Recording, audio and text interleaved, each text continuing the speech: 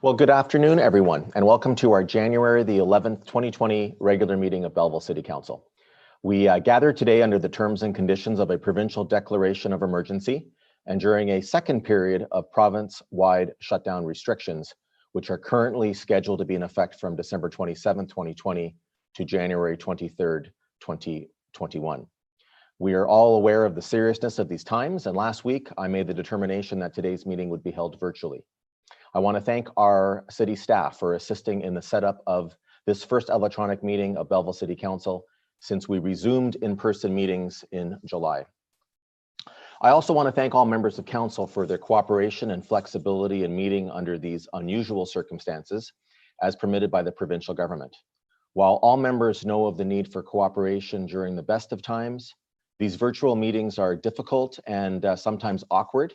I look for extra cooperation from my colleagues as we conduct the business necessary for the operations of the City of Belleville.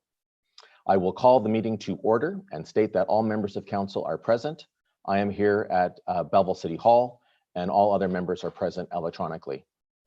At 3:30 today, City Council met in closed session to discuss a motion to move to closed session, which was moved by Councillor Kelly, Sean Kelly, and seconded by Councillor Chris Millette, and it was carried. And the items that were discussed were an in-camera report, number DHR 2020-2021-01 regarding labor relations or employee negotiations pursuant to section 239(2)D of the Municipal Act. With that, I will ask the Director of Corporate Services to lead us in a moment of reflection. May we be worthy custodians of all that has been entrusted to us. Help us to be concerned only for what will promote good government. May we bring to our council chamber minds that think and hearts that feel, always having respect for others so that we may serve the people of our city in a helpful manner and for the good of all. Thank you, Mr. McDonald. Disclosure of pecuniary interest and general nature thereof. Okay, I see I'll recognize Councillor Williams first. If you want to unmute your microphone, go ahead, sir. Thank you. 8B6, it was the grant committee. It was the only item you dealt with. I'm just going to declare for that whole agenda item if I can. Okay. Councillor Millette, I think I saw your hand up. If you want to go ahead. Yes, 8B6 as well, Your Worship, regarding the grant request from Belleville Bulldogs Rugby Club. I'm a member of the club. Okay. All right. So if that item gets pulled, then we will ask you to, we'll have you leave the meeting and then come back. If the item is not pulled, we will just have members and it'll be noted that you declared an interest and didn't vote on that item. Seeing nobody else with a pecuniary interest, there are no public meetings today, so we'll move to reading and confirmation of the minutes of the regular council meeting of December the 14th, 2020, and the regular in-camera meeting minutes of December the 14th, 2020. Can I please get a mover and a seconder? Moved by Councillor Kelly, seconded by Councillor Carr. Any questions or discussion? All in favor, it's carried. There are no deputations today. And there was some correspondence we received from the Quinte Home Builders Association. And so I'm just going to ask the Director of Corporate Service to have it added to the online information. And I know that Mr. Van Heusen will be present with us for the item 8A1 in a moment, and he can speak to it. Is everyone okay with that? That correspondence that we all received on Friday? Okay, so then we'll move to motion to go into committee of the whole to hear and consider reports, passing of recommendations and resolutions with myself in the chair. I'm sorry, Councillor McCaw. Sorry, you need to, hang on a second, I can't hear you, so I'm not sure if your microphone is working. Okay. I see you don't have it muted, Councillor McCaw, but I can't hear you when you're speaking. Yeah, I'm sorry.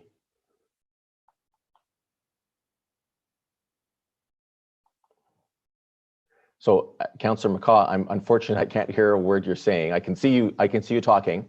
Can you maybe unplug and plug in your headphones and the microphone again? Can you maybe check your device if the microphone is on for that?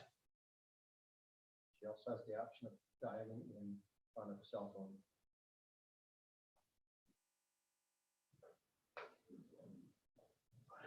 I still can't hear you. So maybe if you can continue working on it, and what I'll do is I'll recognize you when your microphone works at an appropriate time. All right, so that motion to go into committee of the whole, can I get a mover and a seconder, please?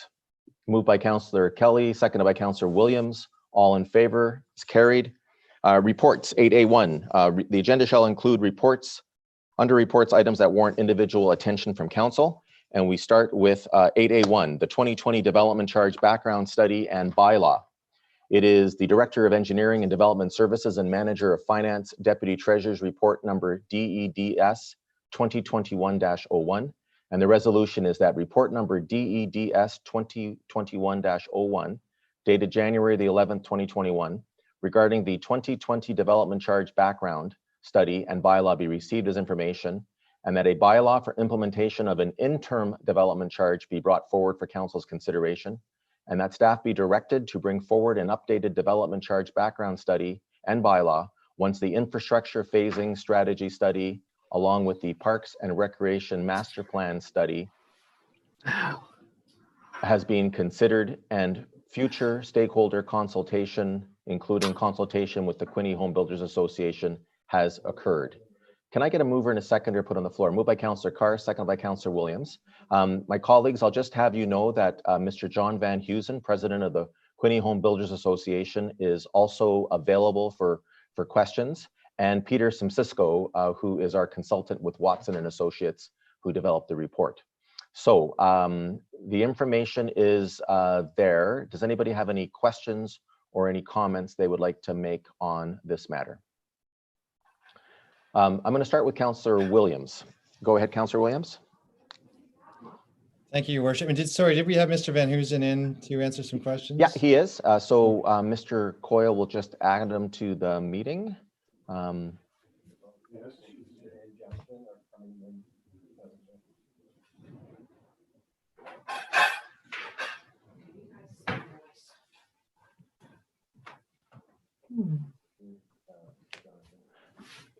Okay, Councillor McCaw, I think I can hear you now. Can you say something? Hear me now? I can, yeah. So we'll come back to you. We'll come back to you at the appropriate time. Councillor Williams has the floor now, and I see that John Van Heusen is on. Go ahead, Councillor Williams. Thank you, and thank you through your worship, Mr. Van Heusen.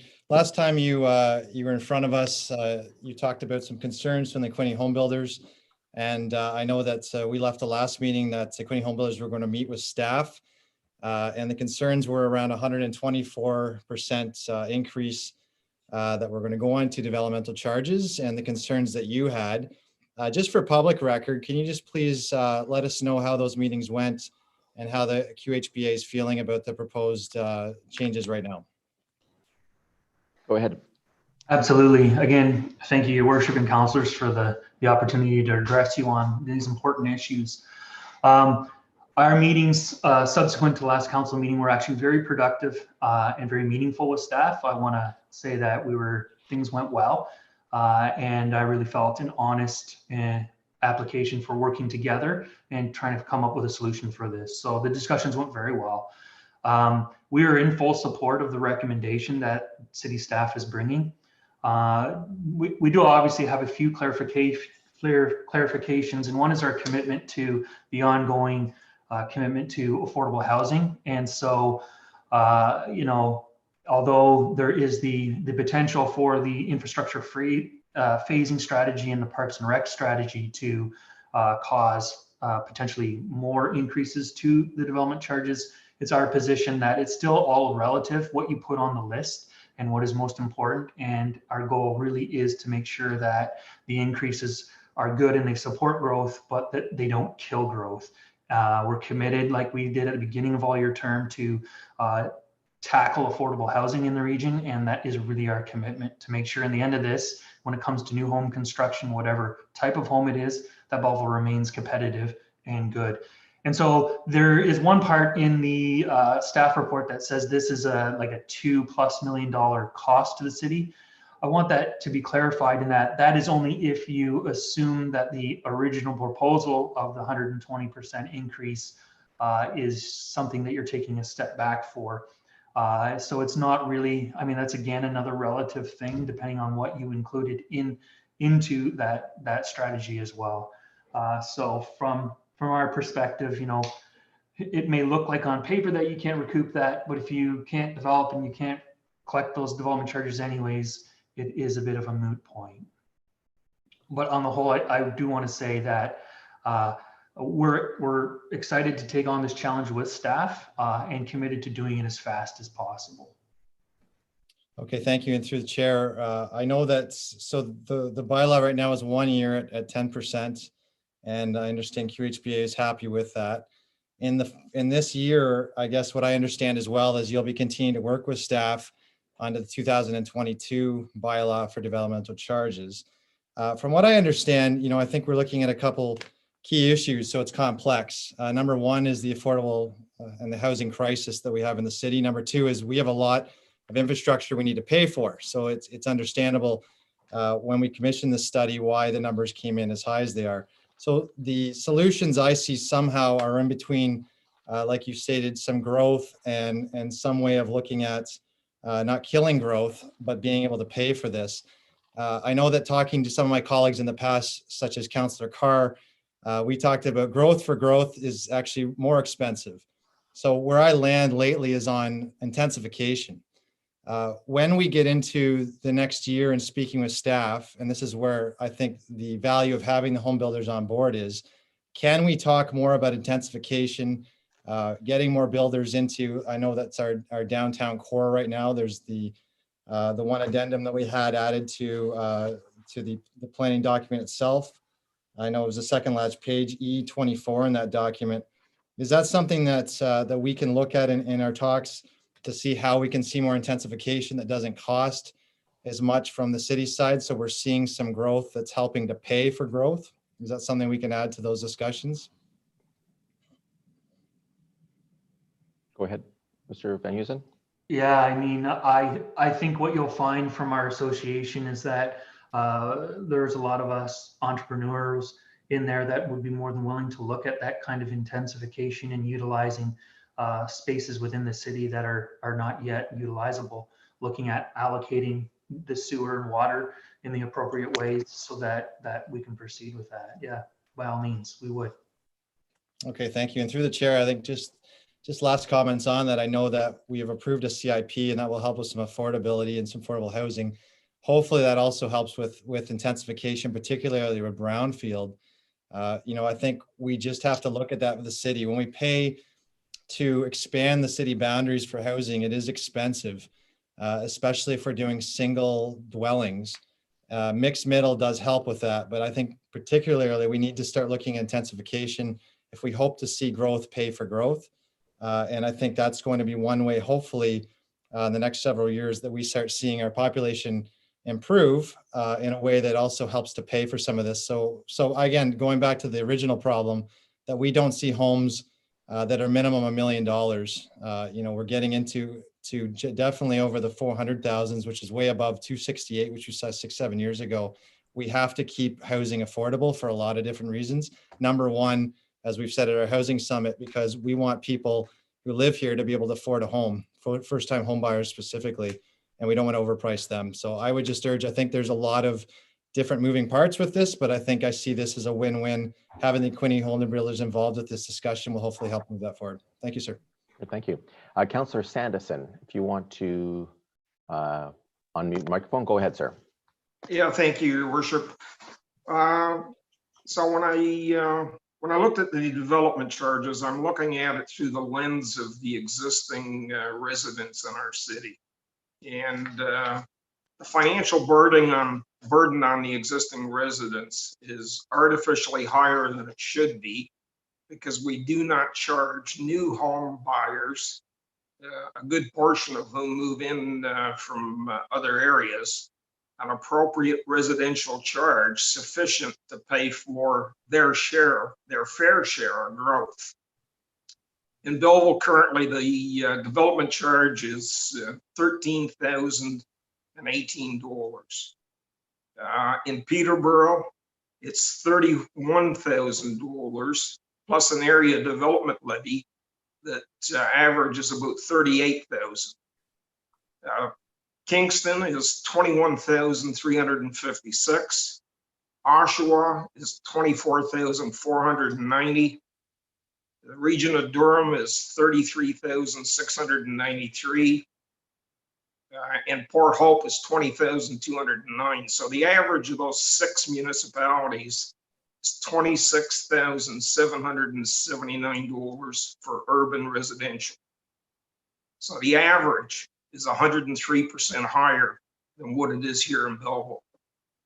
So the report before us suggests a $1,302 increase for 6 months, and that we should make up the shortfall of 2.1 million from existing residents.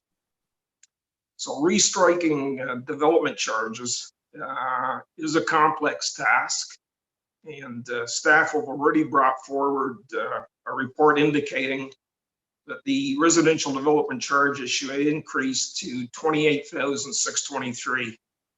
So currently it's under review for possible adjustments. But at the end of the day, it indicates sort of an order of magnitude that's required, and it closely resembles the average of that 6 communities that I mentioned.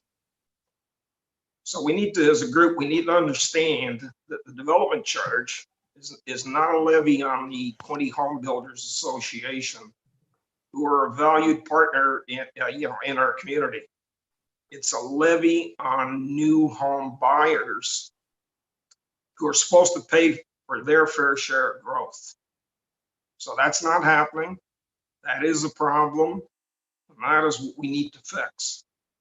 So increasing taxes on existing, or increasing the financial burden, I would say, because it could be taxes, it could be user fees, or depleting reserves is not the solution to the development charge problem. We know development charges need to increase dramatically to pay for growth. And while it may be somewhat lower than the original 28,623 that was brought forward, raising it by $1,300 falls substantially short of where it needs to be. So when we talk about affordability, when we talk about prices, it's interesting to note that in the past 5 years, where demand continues to outpace supply, new homes have increased roughly about $35,000 per year for a total of about $165,000. What that tells me is that there's a constant price elasticity of demand. Bottom line, that means it doesn't seem to matter how much the price increases on a new home, the demand has not changed. It continues to be strong. Excuse me. So development charges, however, have been stagnant at the $13,000 mark for those same 5 years, and that's just a function of frequency of updates. And also, I recognize that with the construction of new homes, there's always going to be a pipeline of new homes at various stages in the sales cycle, and I can appreciate that, and I certainly support dealing with those on an exception basis as we transition to the new development charge. I spoke with staff today, and we do not have the ability to retroactively recover the shortfall that we talked about, that 2.1 million. So basically what that means is we're going to ask, or we're going to place that financial burden on the existing residents in Belleville. And so what's being proposed there, I don't think is either fair or reasonable. And as part of council and as chair of the finance committee, I cannot support the recommendation. We need a far more aggressive approach to restriking the development charge increase, because as it currently sits, it's disproportionately funded by existing residents here in Belleville. In my view, development charges, which again I'm going to state are paid for by new home buyers, should be increased to $25,000 in the interim and finalized following the 6 months of meetings that have been scheduled.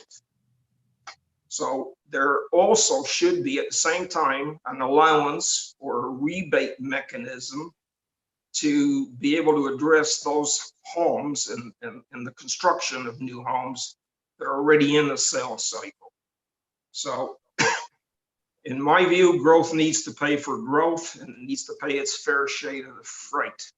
So on this particular item, I'm going to ask for a recorded vote. Thank you.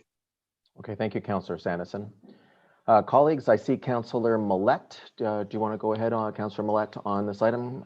Thank you. Just briefly, and Councillor Sanderson raises some good points, but further to that and further to Councillor Williams' comments and regarding the cost for defaulting the full implementation, I see that QHBA are agreeable to a 10% increase to the current development charge rates until the updated development charge background study and amended bylaw are approved by council. Now, can Mr. Van Heusen or Mr. Ashton, whoever can answer my question, what's that on the average cost per home right now, that 10%? Because I mean, it doesn't seem to be much to offset some of the large numbers we're looking, but just out of curiosity, what's that on the average cost?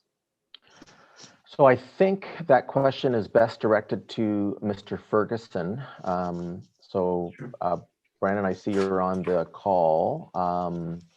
If you want to answer Councillor Millette's questions regarding this 10% interim raise, because again, we're still going to deal with a revision to the bylaw later this year, but this interim period, what is the cost on the different categories of development charges, please?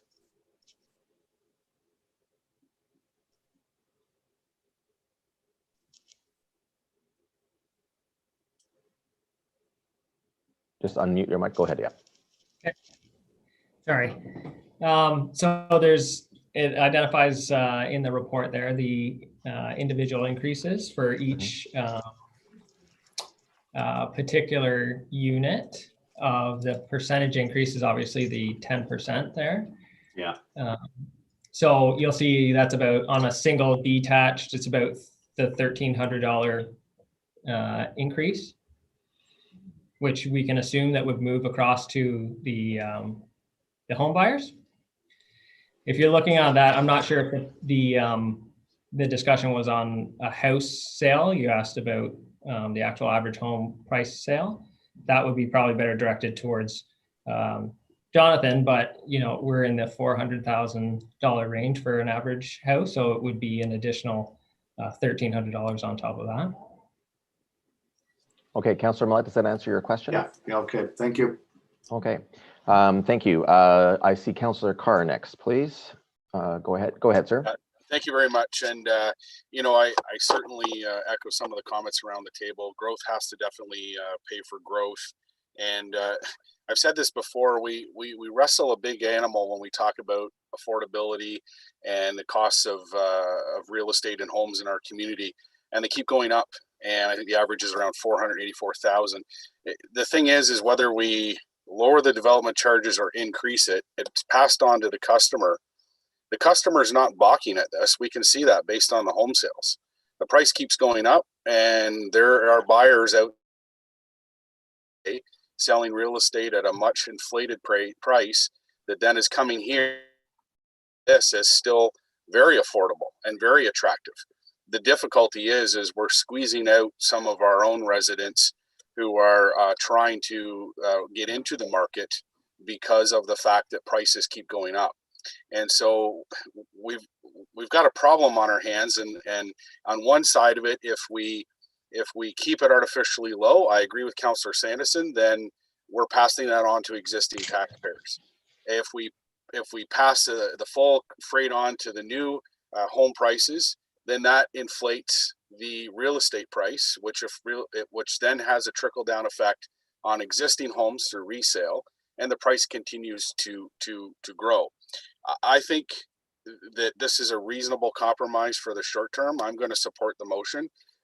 Clearly, the biggest thing that we're hearing from particularly our growth areas is the demand for more infrastructure. And we've all heard it through our parks and through splash pads and different things that we hadn't really thought about before, but this is the demand that's being requested of us to look into.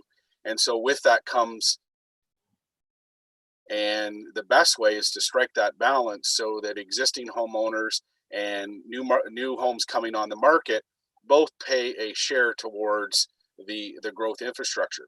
So I look at this as a compromise in the short term, but working towards the fact that growth needs to pay its way. And you know, we're not just talking parks. We're also talking land ambulance, library, protective services. All that play a role and put more demand on services. So there's certainly hard infrastructure costs, but there's also the soft infrastructure costs. So I'm okay to accept this today with the understanding that we have an updated background study coming. The park recreation master plan study is a critical piece based on the demand in the growth areas. And then, you know, and then we'll just have to look at other ways and means we can continue to advocate for lower real estate costs. And I can't stress it enough that, you know, we're twisting ourselves into a pretzel trying to solve a problem that really our senior levels of government need to tackle, from foreign investment and things of that nature, particularly in our large metropolitan areas right across the country. And that has that trickle down effect right here in a small urban community such as Belleville. So we really need to be all singing that same song to our senior levels of government to look at those fiscal policies at that level. But for today, I will support this. Thank you. All right, thank you. I've got Councillor McCaw, then Councillor Thompson. Councillor McCaw, if you want to unmute your microphone. Go ahead, ma'am. Thank you. Through you, if you could hear me now. I can, yes. Okay, good.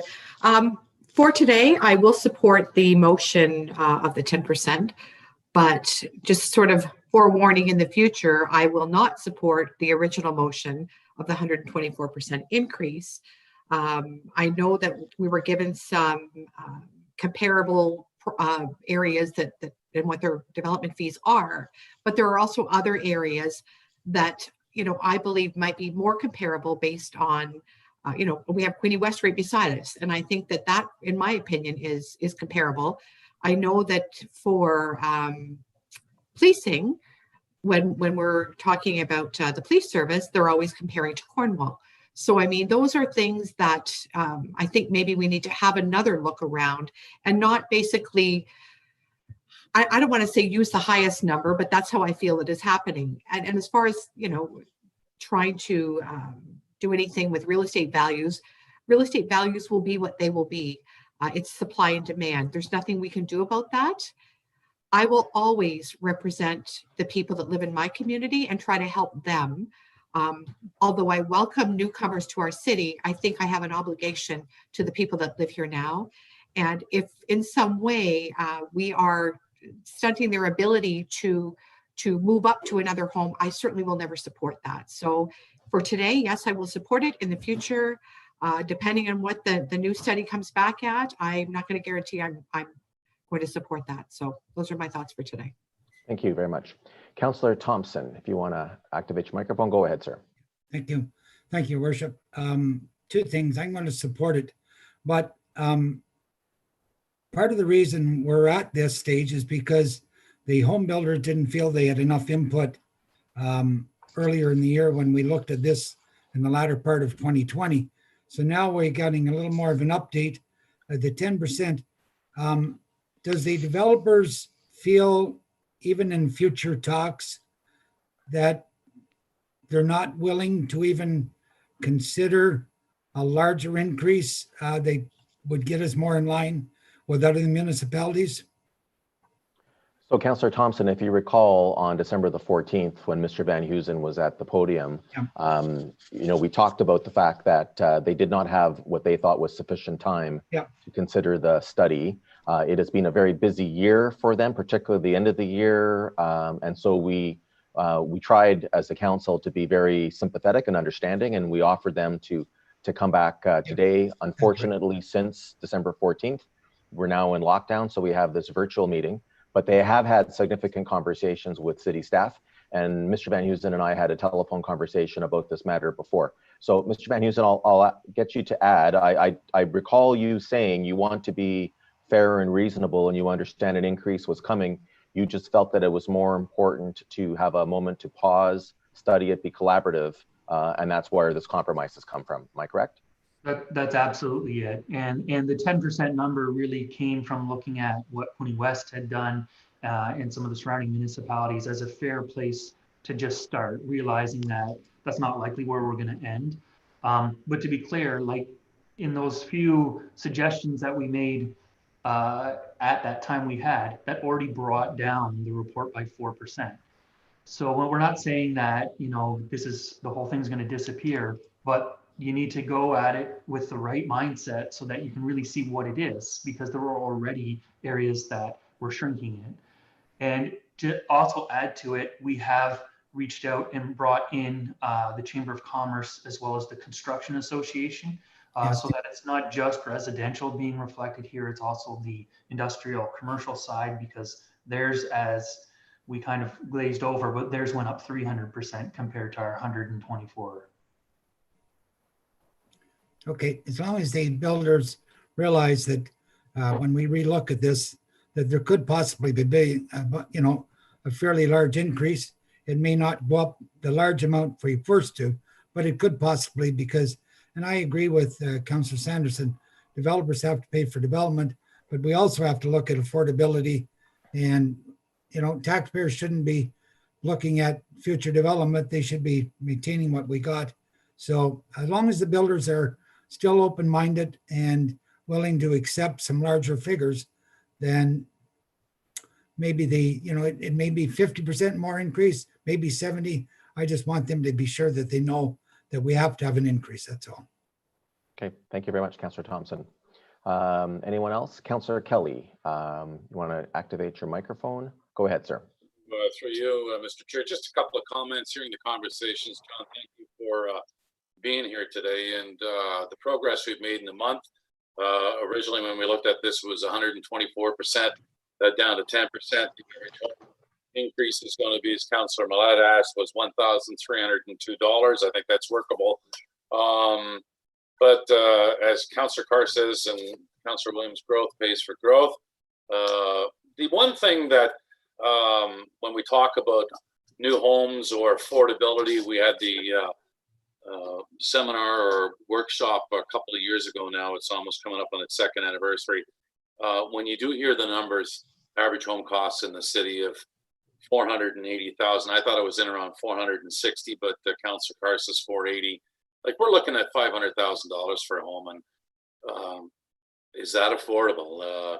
I think we're making some progress here with the 10% increase, but the cost of a home for families or somebody who wants to move into a home is astronomical. But they're selling, and for those who have the money, I guess, can afford it. But I think that close to $500,000, John, is a lot of money, and maybe that's something that we can work on down in the future, near future. And I will be supporting this tonight. Okay. Well, with that, you know, thank you very much, Mr. Van Heusen, for being here. Thank you, Mr. Simcisco, for being on the line as well. I know that we didn't have any questions for you, but we will when the document comes forward. You know, one of the challenges is that the sheer amount of work and time and cost on a development charge study means that we do it every 5 years. And, you know, to do it more often, it becomes really a question of economics and whether we can, as a city, afford not just the financial cost of doing these studies, but also the time cost of our staff, because they put in a lot of time. And a lot has changed in the city of Belleville since 2016. And a lot will change in the next 5 years as we look at 2026, the next time that this development charge bylaw would come forward. So, you know, we heard some concerns at the last meeting, particularly from our really important partners. And I'm happy that, you know, staff have had a chance to meet. Mr. Van Heusen and I had a conversation, and we're very happy, we're very satisfied with some of the discussion. In the report, you see a schedule of where we will deal with the next little while in terms of meetings.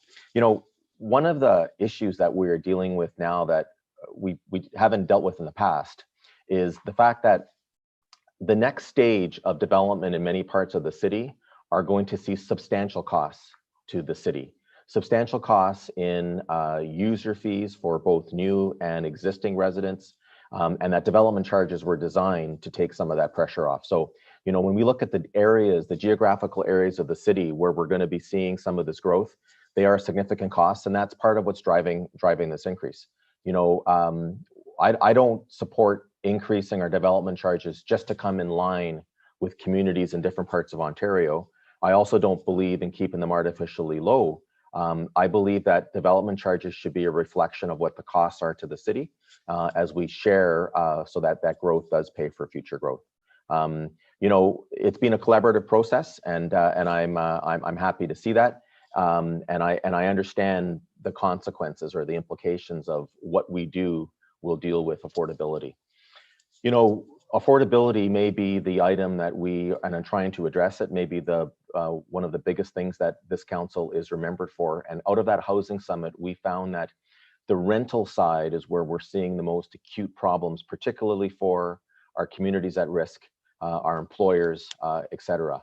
But we also see today what the average home cost is and what that means to people who want to work in Belleville and want to stay and want to return and have their family. So, you know, we can't just focus on rental, but it is a very, very difficult issue that all communities are struggling with. I appreciate this compromise. I think that, you know, Councillor Sanderson and Councillor Carr and Councillor McCaw and Councillor Thompson made very, very good points regarding the fact that we need to see these increases to recoup our real costs.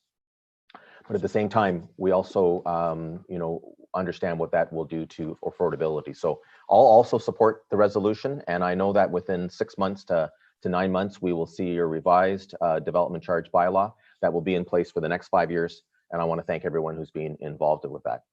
With that, there's a motion on the floor. A request was made for a recorded vote. Mr. McDonald, when you are ready, you can call the vote. Councillor Millette, Yes. Councillor McCaw, Yes. Councillor Sanderson, No. Councillor Thompson, Yes. Councillor Williams, Yes. Councillor Carr, Yes. Councillor Kelly, Yes. Mayor Panchuk, Yes. motion carries. All right, let's go to 8A2, Prevost blanket purchase order. And it's a general manager, transportation and operations report number GMTOS 2021-01. And the resolution is that in accordance with section 30.3, sole and single sourcing, approval and reporting of the city's purchasing bylaw number 2020-09, council authorized the creation of a blanket purchase order to Prevost in the amount of $300,000 for transit fleet repairs 2021. Can I please get a motion to get a mover and a seconder to get this on the floor, and then we can discuss it. Moved by Councillor Kelly, seconded by Councillor Sanderson. Colleagues, any questions or comments you'd like to make on this? All right, seeing none, I'll call the question. All in favor? It's carried. Thank you. Okay, so before we move to 8B consent items, let's go back to Councillor McCaw. Before we moved into committee of the whole, we had a malfunction with your microphone. So I didn't understand, or I couldn't hear what you were trying to say. I'll recognize you now. Thank you. I was just taking the opportunity to rise on a point of personal privilege for comments made by actually, well, 2 points of privilege against 2 council members today.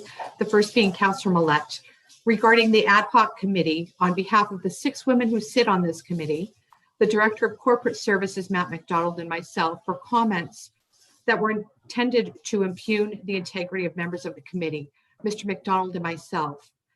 Those comments were as follows.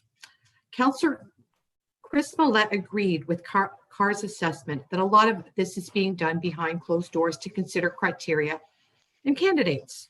Millette called it improper under the Municipal Act and actionable. Well, these comments were malicious. From my perspective, they're inappropriate and made without the facts, evidence, or verification by myself, Mr. McDonald, who I might add was present for the one and only Zoom meeting. The committee did not contravene the Municipal Act, and reckless comments such as this without proof are in and of themselves actionable. I'm respectfully requesting an apology and complete retraction of those allegations of impropriety today.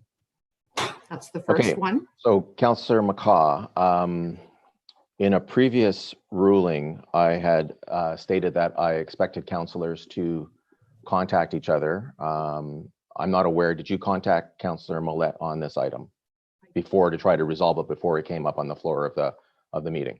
I did. Okay, what I'm going to do is I'm going to reserve a decision on this matter. I will study it and I will rule on it at a future meeting.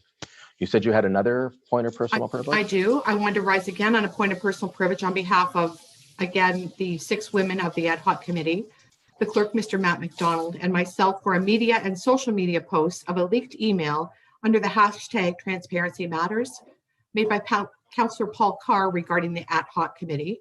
Point of order.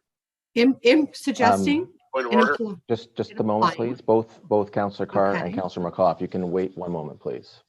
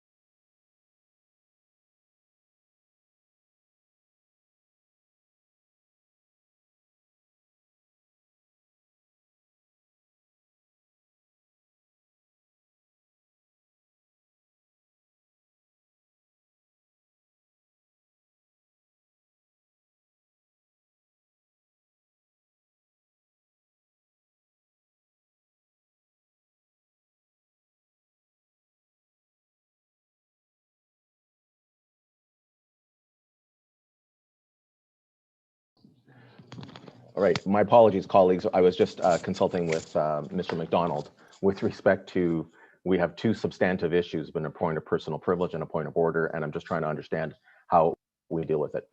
Councillor Carr, you're rising on a point of order, which is, I believe the correct term is it's a procedural matter. Can you tell me what the point of order is? Yes, thank you. So 4.71, member may raise on a point of order at any time, including interrupting another member who has the floor to bring council's attention to any breach of the rules. And Councillor McCaw was referring to 4.81 on a point of personal privilege. And my point of order is that it's out of order. It says a member may rise at any time on a point of personal privilege where such a member feels that his or her integrity or the integrity of council or the integrity of a committee or the integrity of anyone present at the meeting has been called into question by another member or by anyone present at the meeting. So what she's trying to raise here, it doesn't fit within the parameters of a point of personal privilege. There's been no comments made today or nothing to that effect. And twice in that particular point of personal privilege talks about what occurs at the meeting. Okay, thank you. I'm just going to consult with the clerk again for a moment.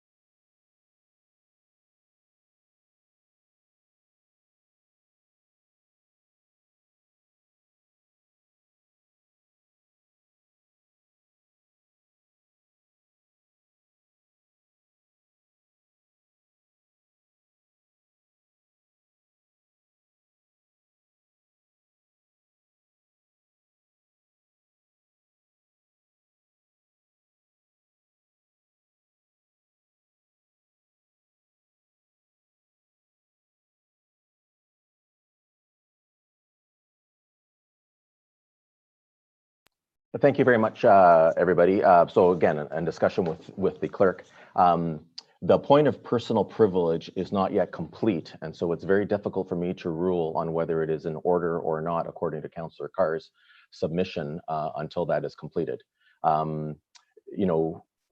Certainly, this is the first opportunity that Councillor McCaw has had to raise the issue. I'm assuming, if it is, as I understand, something that was made over the weekend.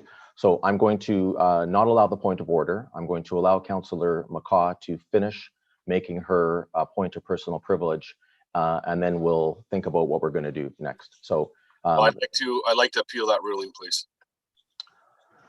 Okay, so the Councillor Carr is appealing the ruling. So let's just take another pause here and make sure that we're familiar with the procedures.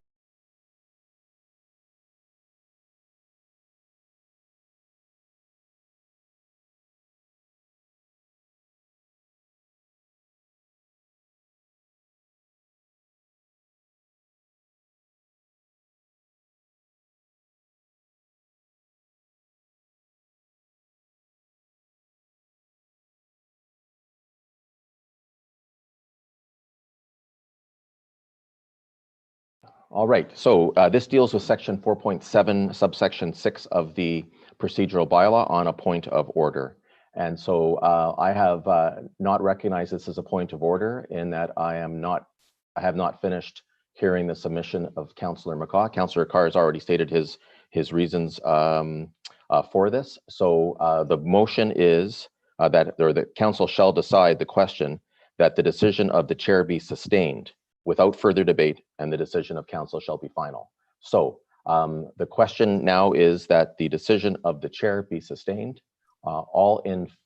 Before you call that, it does indicate that I have the opportunity to speak to as part of the appeal. Is there anything different than you've already said when you raised the point of order? Yes, I am, because I'm going to respond to the comments you mentioned. You talked about the fact that the personal privilege hasn't been provided in its entirety. However, it was referenced, and what I heard was something to do with social media comments and comments in the media, again, which don't present anything involved with this particular meeting. And as the point of personal privilege talks about, it talks about issues or anything or comments that were directed towards another member, a committee, or anyone else present at the meeting. And then therefore, what Councillor McCaw started out on is a path that has nothing to do with the council meeting at hand, and therefore is not relevant in terms of a personal point of privilege here. And I'd like a recorded vote, please. Yeah, so again, Councillor Carr, on the point of personal privilege, I think let's read out the whole paragraph, the whole clause. This is section 4.8, subsection 1.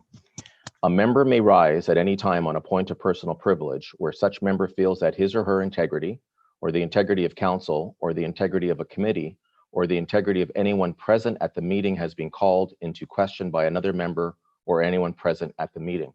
It doesn't refer to which meeting the alleged infraction or the potential point of privilege has occurred. It just says that it can be raised at any time during a meeting.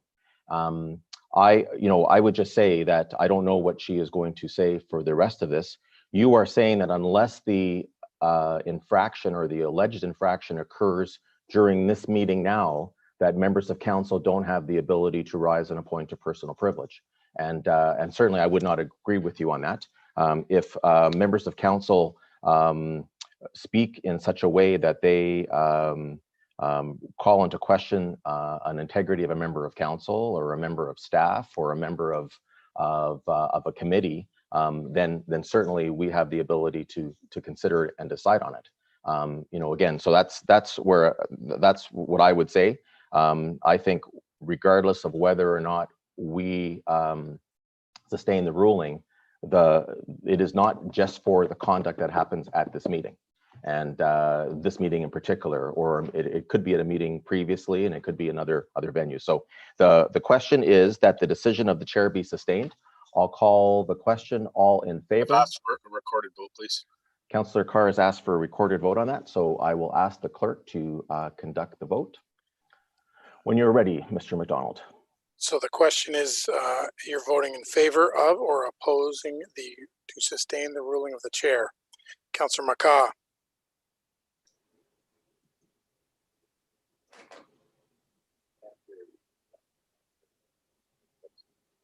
Go ahead, Council. I can't hear you, Councillor McCaw. Hear me now? Yes. I'm voting for the ruling of the chair. In favor of the ruling of the chair. Okay. Councillor Sanderson. I too am voting in favor of the ruling from the chair. Councillor Thompson. No. Councillor Williams. No. Councillor Carr. No. Councillor Kelly. No. Councillor Millette. No. Mayor Panchuk. Yes. So the motion to sustain the ruling of the chair fails. So therefore the point of order is valid, and this point of personal privilege is not to be considered. All right, so we will move on to 8B, consent items. Council may adopt consent items by one motion, but prior to consideration of such motion, members may request that specific items be removed from consideration under such motion, and council shall consider such items individually. Let's go around the table. Councillor Kelly. I want to pull 8B10 Warning Center. Okay. Councillor Carr. No, thank you. Councillor Thompson. 8B6 and 8B10. Councillor Sanderson. 8B6. Councillor McCaw. No, thank you. Councillor Millette.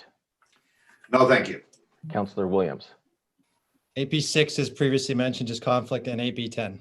Okay, so then I need a motion that the following agenda items be approved with the exceptions of items 8B6 and 8B10. Moved by Councillor Sanderson, seconded by Councillor Carr. All in favor, it's carried. So we will go to 8B6, and on this item,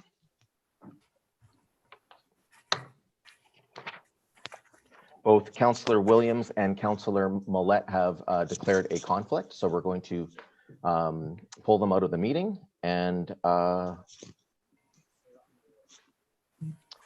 the resolution is that it's the Director of Finance Treasurer's report number DF 2021-01, and the resolution is that Council approve the recommendations of the Grant Committee as outlined in the Director of Finance Treasurer's report number DF 2021-01, City of Belleville Grant Committee. Can I get a mover and a seconder, please?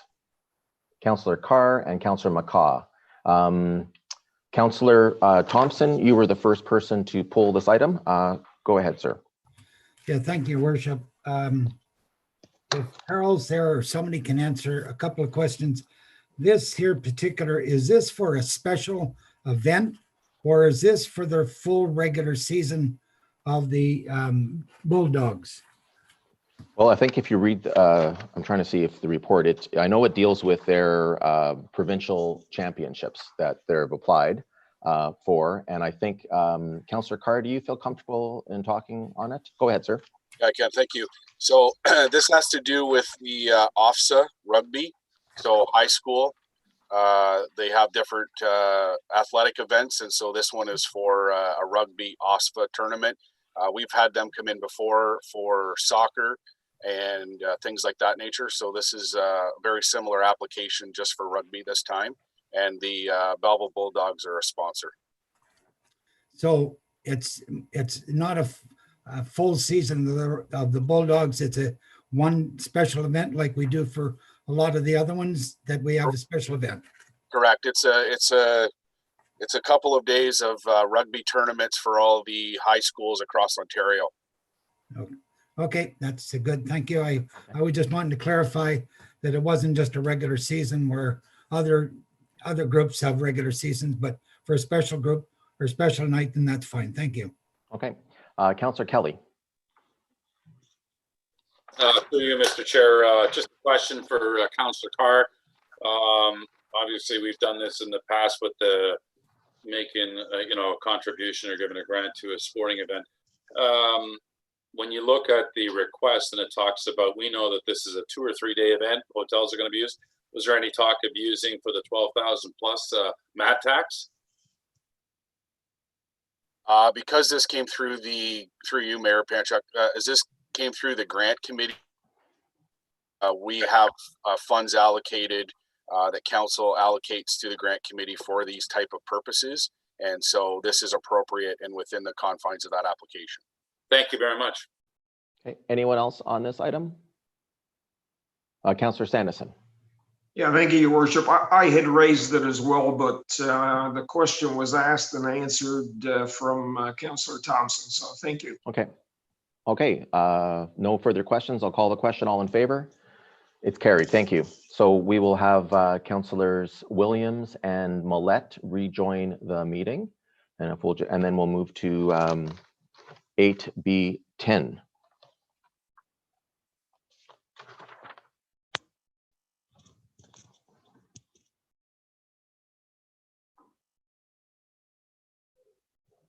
Okay, I see Councillor Millette. We're just waiting on Councillor Williams. Okay, and they're back. All right, 8B10 is follow-up regarding information report of the 2020-2021 Overnight Warming Center. It is the Deputy Fire Chief's report number FES 2021-01, and the resolution is that the Deputy Fire Chief's report number FES 2021-01 follow-up information report 2020-2021 Overnight Warming Center be received. Moved by Councillor Kelly, seconded by Councillor Thompson. Questions? Councillor Kelly, go ahead.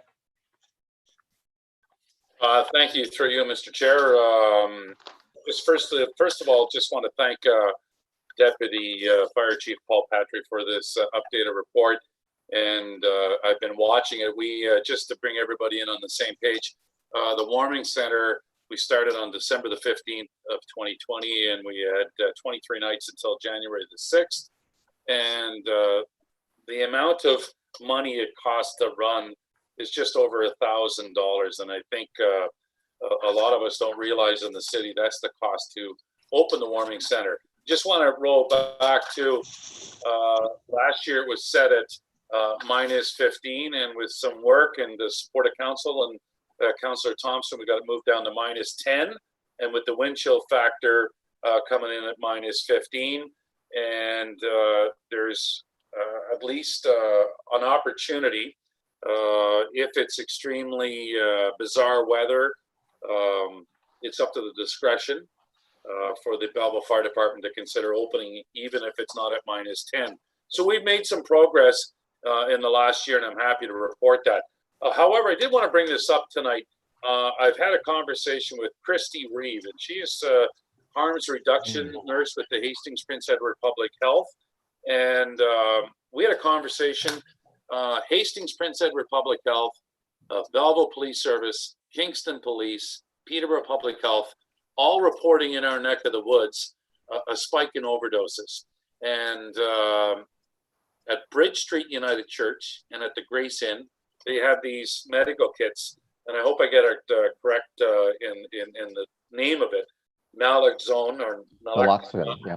And what it does, it's a temporarily reverses the overdose. It gives them, it's a preventative health aid, if you will, for opioid overdose.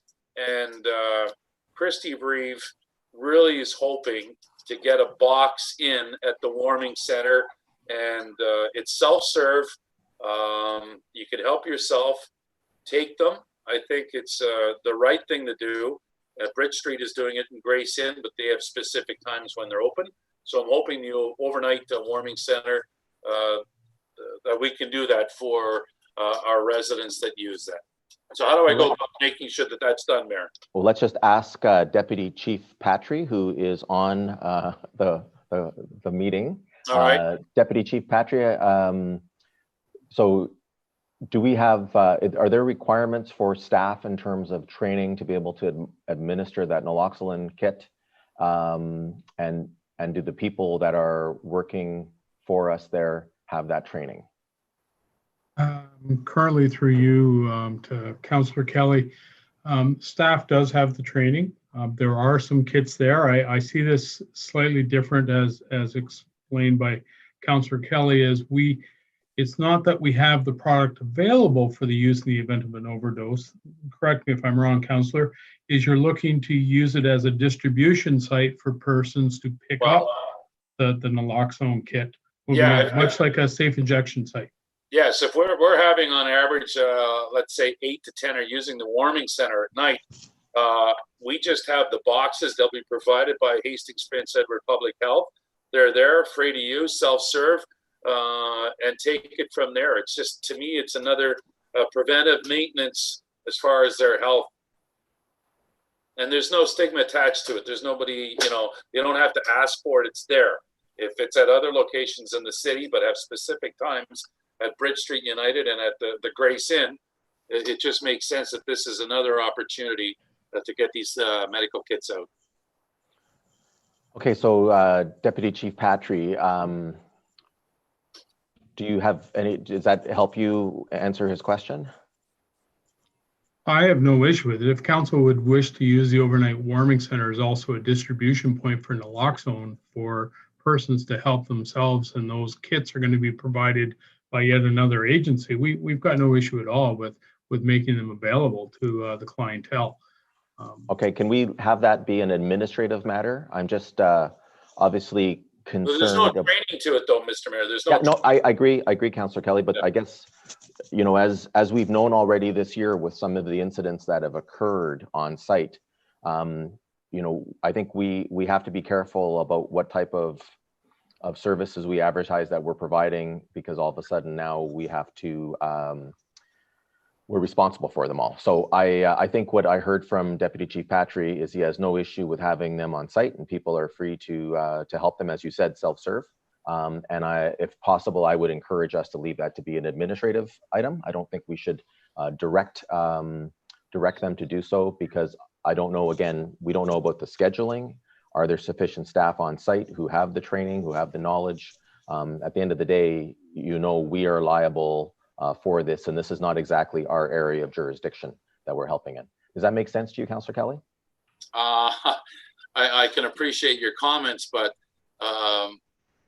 there's no training required for these kits. They just take them with them. There's no training. So to me, it's just if the person wants to take the kit, they just take the kit.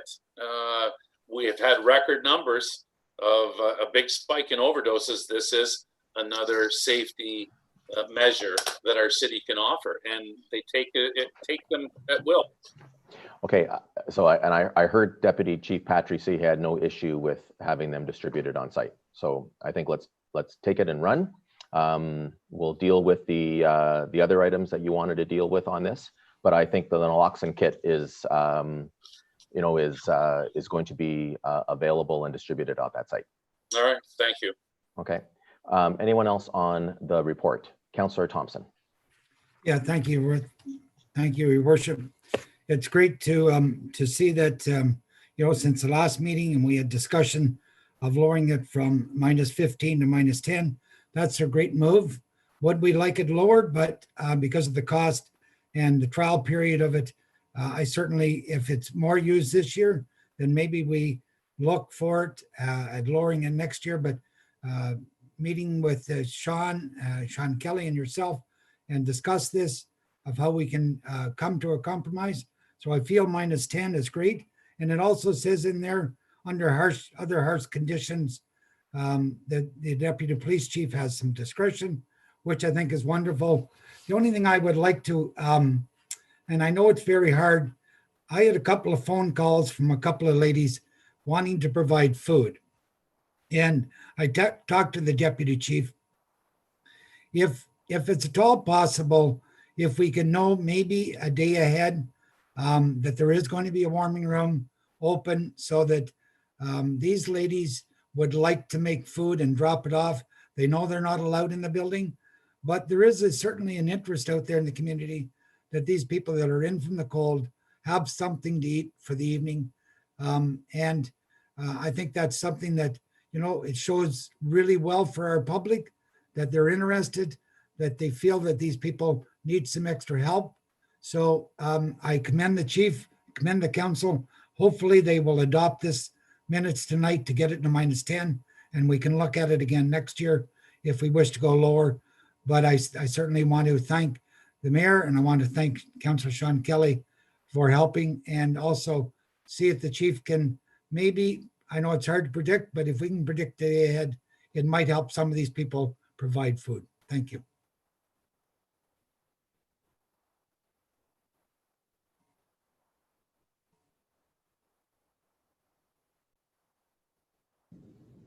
You're on mute, Worship.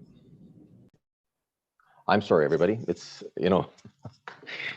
These are strange times with COVID and Zoom.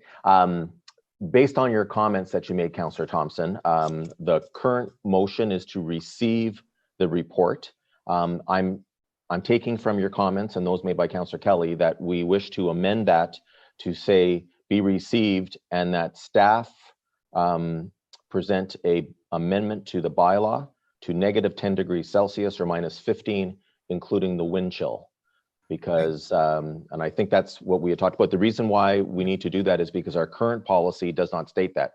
Our current policy says -15 degrees Celsius and -20 with the wind chill. So this reduction of the 5 degrees that we've been operating with since the December 14th meeting has been a administrative change to the policy, and the fire department has been doing that. If you and Councillor Kelly are amenable to that, that would be what that would be a friendly amendment, and means that the motion that we're considering now would also drop those two temperature criteria. Okay, yes, I agree.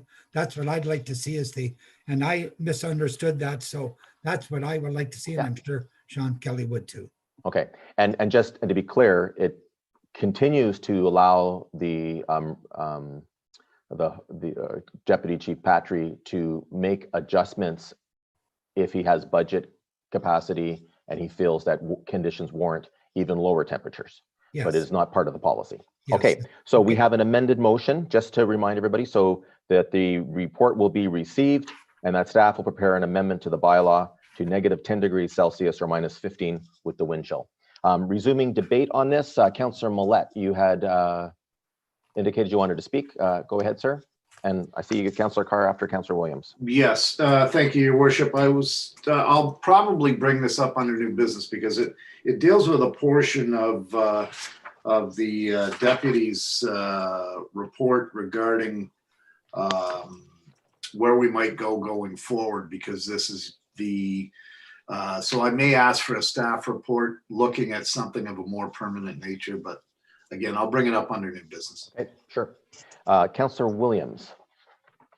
Thank you through you. And I just want to comment, I think this is great to see that we are able to change course a bit, experiment. We know that this is its second year and this council is new to look at this, which is fantastic. So, you know, I really like that we're utilizing other agencies in partnership.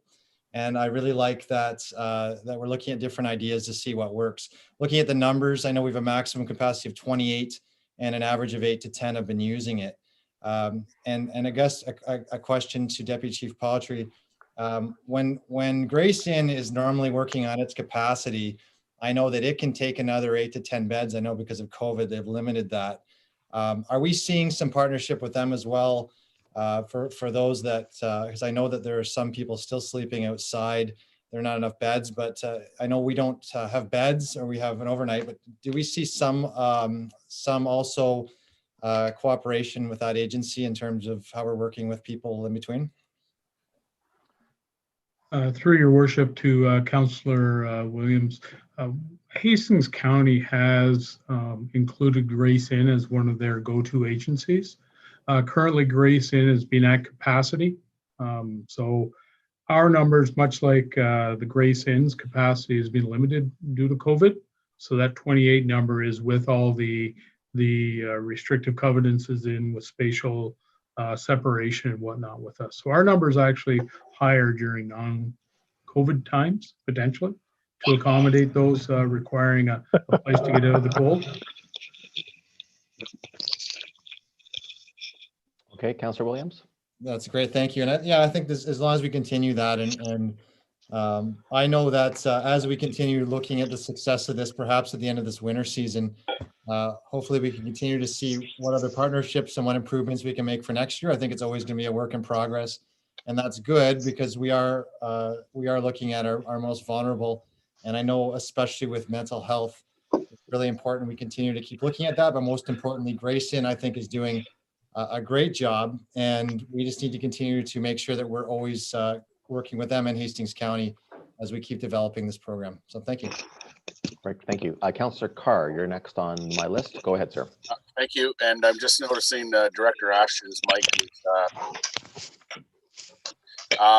so just with changing the temperature threshold, we're in a position where we can continue to fund. We have the necessary funding envelope with that change in temperature.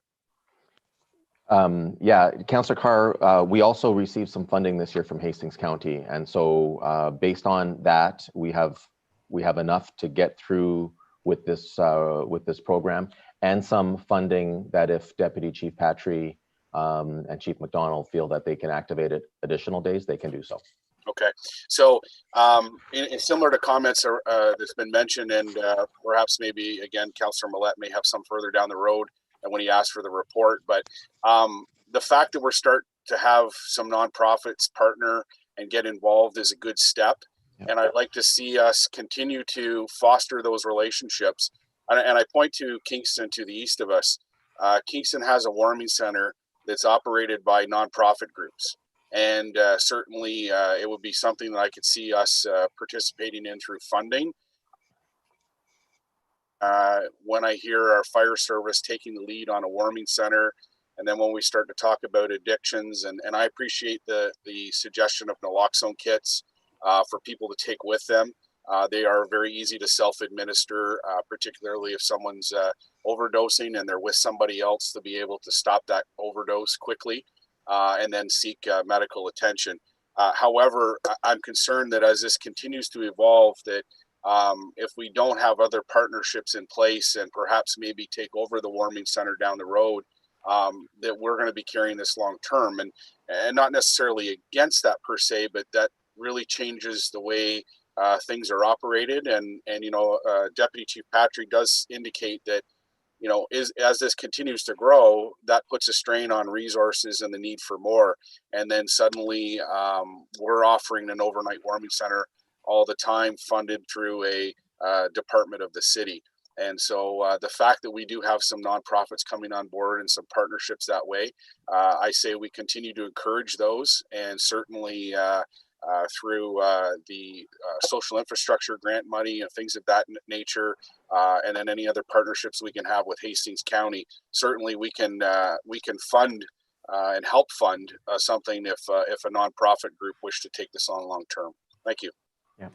No, and those are very good points. I know that Grayson has a staff member there on evenings where they're doing the intake, and there have been a couple of occasions where they've been able to accommodate someone in the shelter rather than in the overnight warming center. And I know that included with the Hastings County staff that are there, former councillor Mike Graham's daughter is one of the people that are at that site. So I think that is probably the best news we've had all year was this partnership that we're on site. Clearly, we appreciate the fact that Hastings County has stepped up, not just to provide resources on site, but they've also provided financial support of this. And there's obviously a need for this. We're glad that we can do so. It's unfortunate we have a need for it, but we're glad that we can do so. And this is not a traditional area that the city would be supplying the service, and we'd like to facilitate it rather than be the operators of it. So, anyone else on this item? Seeing no further hands up, all in favor? It's carried. Thank you very much, Deputy Patry, for all your work and that of your staff on this item as well. So that deals with all the 8B items. So we'll move to 8C, council information matters, where council may adopt consent items by one motion, but prior to consideration of such motion, members may request that specific items be removed from consideration under such motion, and council shall consider such items individually. So let's go backwards. Start with Councillor Williams. No, thank you. Councillor Millette. Councillor Sanderson. No, thanks. Councillor McCaw. Can you just say thumbs up or thumbs down? Oh, thumbs down. Okay. Councillor Carr. No, thank you. Councillor, did I ask Councillor Sanderson? Yes. Okay. Councillor Thompson. 8C3B. B. Okay. Councillor Kelly. No, thank you. Okay, so council may adopt all those items. So we're going to have the motion is that the following agenda items be received, save and accept items 8C3B. Moved by, motion please, Councillor Sanderson, seconded by Councillor Carr. All in favor, it's carried. So we'll then go to 8C3B, which is a request to the province to stop mandatory closures of small non-essential businesses as they are essential for municipal taxes collected and the mental health of owners, employees, and clients. And these small businesses have not been linked to the spread of the virus. And that is a December 14th, 2020 resolution from the Township of Nairn and Hyman. Councillor Thompson's moving it, seconded by Councillor Carr. Councillor Thompson, you had raised this issue. Go ahead, sir. Yeah, thank you, Worship. I'm going to ask that council support this this initiative that brought forward by the Township of Nairn and Hyman concerning small businesses, because if you look at the stats for small businesses, it's less than 1% of the spread of the virus through small businesses. And if you go in right now, we're in a lockdown, and you can go into the large retailers, and I don't want to mark any one of them in particular, but you go into these large retailers and they're packed. And you go into a small retailer, they may be 3 or 4 customers at any one given time, if there's that in a small business. But yet in the large department stores, there's hundreds of people. They're walking right by you, one right after another. They don't follow directions. They may have masks on, but they're in a confined area. And yet the small little business guy, who is the backbone of our economy, are suffering the most. And that's not fair to the small retailer, because if the big retailer can still sell the non-essential items, then why can't the small retailer serve the small items? This morning, I called this vacuum cleaner guy. He'll serve one customer maybe at a time. He's not allowed to open to serve as a vacuum cleaner. Now that's, to me, is really cutting it, So all small retailers, I'm asking for council to support this mandate to not have the government shut down these small retailers and leave these small retailers so that we don't have a complete dive in our economy. We'll get these small business people going bankrupt. There'll be some mental issues. There's lots of employees that are now not working, that work part-time in these retailers. And I think that this government has got to look at a different avenue of shutting down these small businesses. So I ask this council for the support, and especially because it's less than 1% for small retailers, and retailers don't have the capacity to handle as many customers as the grocery stores and the large department stores. Thank you. Thank you, Councillor Thompson. Anyone else on this? Councillor Carr. Thank you. And, you know, I'm going to support this and obviously second the motion. And back when this pandemic started, you know, probably one of the biggest things that I noticed right off the bat was the sensationalism that occurred in the media and the fear that was instilled.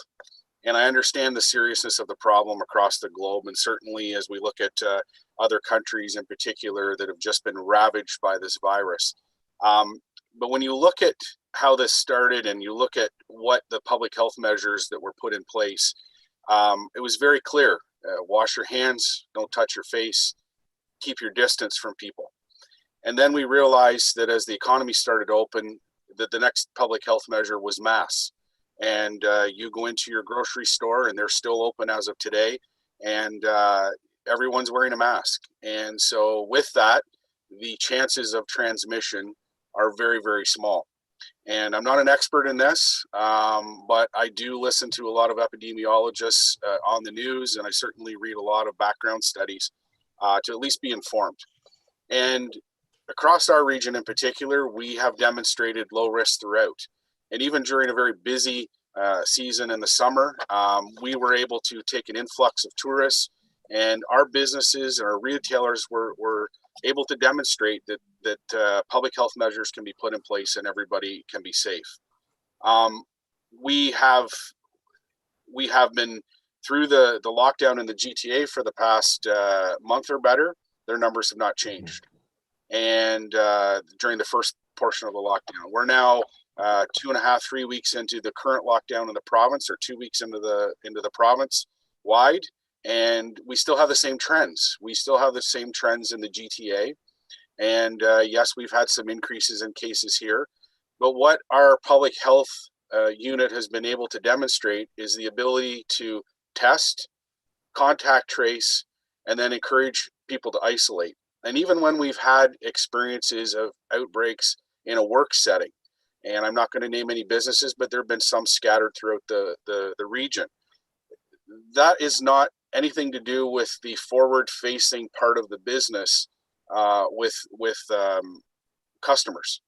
It has to do with people taking their masks off and eating lunch in the lunchroom together, and not thinking of those things, or some of the PPE practices that a business maybe isn't instilling. I'll use the example of changing some winter tires here in the city, and I'm not going to say where, but I went into the store in the customer service area. Neither one was wearing a mask. And then I went into the bay because I had to find something in the vehicle, and none of the mechanics had masks on. There's a prime example where a workplace that's not forward facing, not dealing with customers face to face, is still able to function if the proper PPE is put in place. The GTA mayors have all been quite clear that their growth is happening. It's happening in places like large warehouses, and they can't get a handle of it. The Toronto Medical Officer of Health has actually come out and is calling for 10 days of paid sick leave, because what's happening is these employees and employers don't pay for sick leave, and therefore people are going to work sick. And when you look at it from the retail side, if the risk for retail shopping and restaurants was the issue and was a contributor, we would have had exponential growth right across the province. When you think about all the stores that have been open throughout the pandemic at different times, and even now just our grocery stores alone, and even if that was the case, the numbers would rise. This is where public health measures need to be reasonable and proportionate. Where spots where it is high and the risk is definitely high, but it needs to be targeted to where those risk factors are. And they're simply not in the retail sector. But when you look at the small businesses and even the commercial businesses, the chains, if you will, all employ individuals that rely on that paycheck week after week. And I would argue that some of those paychecks are critical in terms of making people make their ends meet. And so when we see that, and yes, there are government programs, but when we can have people out actually working and contributing to the economy in a low risk situation, and then as Councillor Thompson points out, and I would tend to agree, we were told that this was a marathon, and we are in it, and there are measures we have to take in order to keep everybody safe, and we're all doing it. But it becomes exhausting on everyone when there's measures in place that don't align with the risk that we have in front of us. And that's the problem I see. Again, the GTA has hospital capacity issues. The city of Toronto, and I'm just looking at it here, are only able to contact trace 62% of cases in a 24-hour period. So they can't get ahead of their forest fire. And so where regions are having capacity issues, and we're not, yet our low. And when we're looking at this lockdown variation, north of Northern Ontario, Sudbury, for example, isn't included in the 28 days. They have 66 active cases as of today, whereas our region has 27, been averaging about that. And we've been able to maintain that quite reasonably, which in the long term says low risk. And so I support this motion and hope that the province would look at it. Look, they brought in their framework from lockdown to green zone. It was to the risk within that region. And now all of a sudden to deviate from that and shut down the economy is not helpful. And I'll just finish with this. The addiction, the substance abuse, and the mental health piece that goes along with here is not being captured. And that includes people that are either owning businesses or working at businesses that need to make ends meet. And also for people who just need to go out and go to the store safely to get out of their home is important. And so for all those reasons, I'm going to support this motion. And I really hope the province listens to the various chief medical officers of health. I know, Mayor, you and I have spoken about this before, and would hope that our region can advocate based on the risk that our community's facing. Thank you. Thank you, Councillor Carr. Anyone else on this item? Councillor Williams. Thank you, Worship. And it's been all said, and I commend my colleagues and for the Township of Narn and Hyman for bringing this forward. I think just simply small businesses are going through a really tough time, and the hardest time is not knowing as much as Canada was when this is going to be over. They don't know, we don't know, the government doesn't know.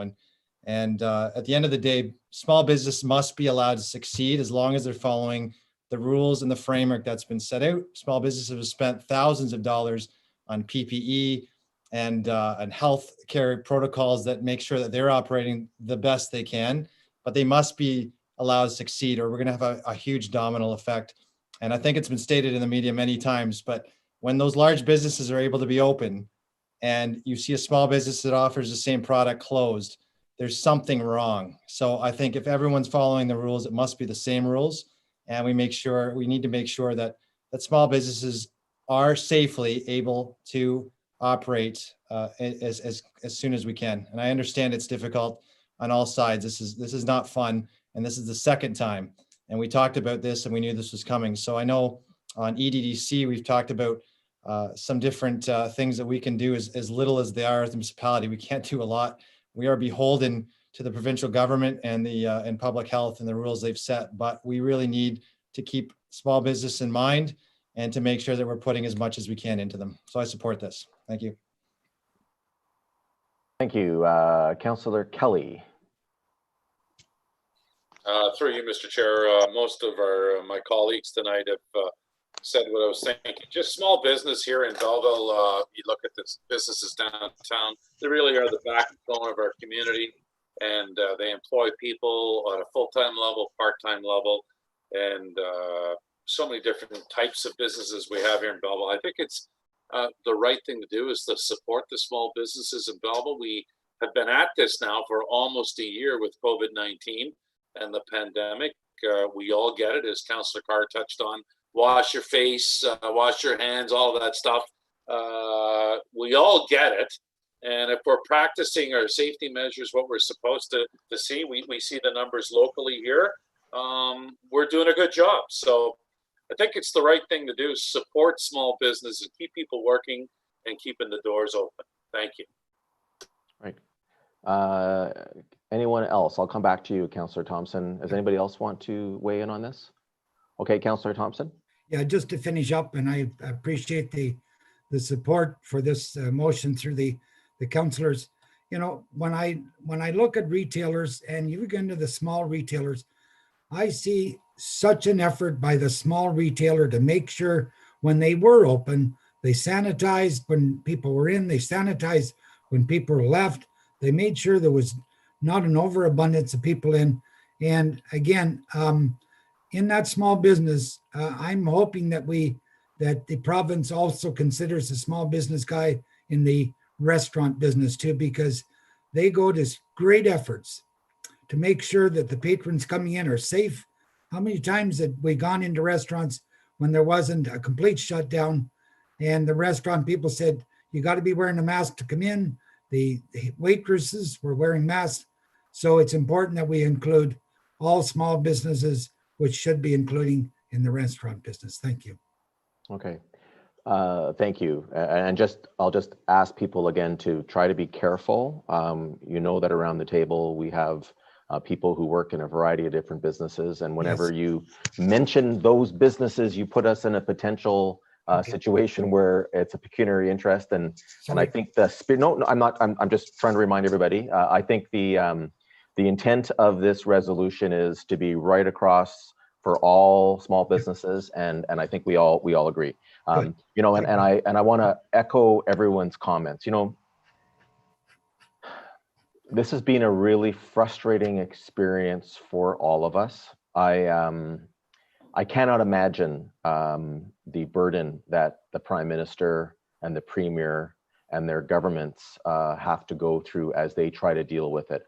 I look at from the perspective of the city of Belleville and the very difficult decisions that we've had to make and how hard that is. And so, you know, their decisions are much more serious, much more grave, and have much more impact. So I sympathize with them, but I'm also frustrated by the inconsistent direction. And I'm also frustrated, just like everybody else, about the fact that when we have worked so hard as a city and as a region, and our numbers justify, you know, consideration, at this moment, the provincial cabinet is meeting, and there will be an announcement made either tonight or tomorrow morning about further restrictions in Ontario. And those items that my colleagues have spoken about tonight, in terms of the fact that I think the comment Councillor Carr said was the forward-facing portion of the businesses is not being responsible for a single transmission of COVID-19 in our region.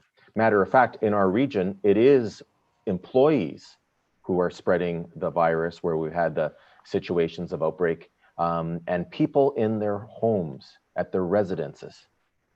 That is where we're seeing it, but yet it's, you know, everyone is being restricted.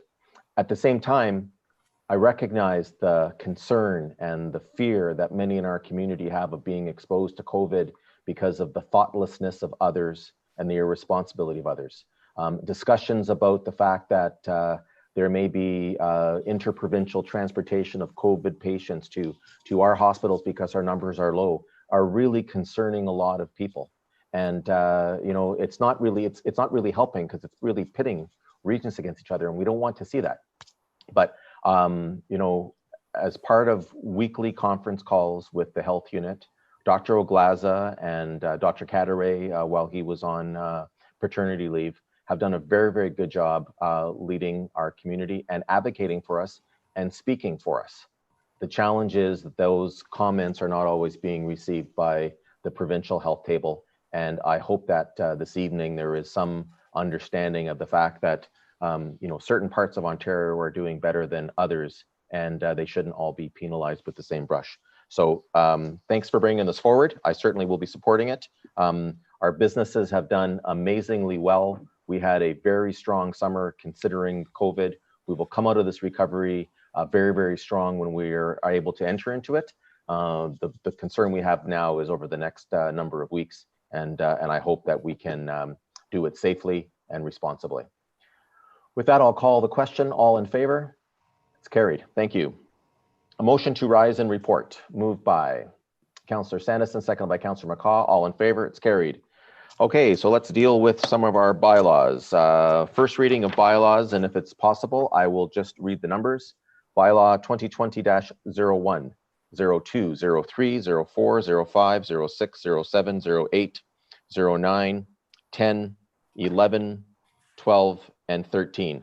First reading of those bylaws. Can I get a motion, please? Moved by Councillor Sanderson, seconded by Councillor Millette. All in favor? It's carried. Second reading of bylaws number 2021-01, 02, 03, 04, 05, 06, 07, 08, 09, 10, and 11. Moved by, mover and a seconder, please. Councillor Sanderson, seconded by Councillor Millette. Any discussion on these items? Councillor Carr. Thank you. With regards to 2021-08, the delegation of authority to the CAO, we did this back when the province was a declaration of emergency. Sorry, Councillor Carr, you broke up there for a little bit. So last word I heard you say is we did this when, and then you cut out. Yeah, sorry about that.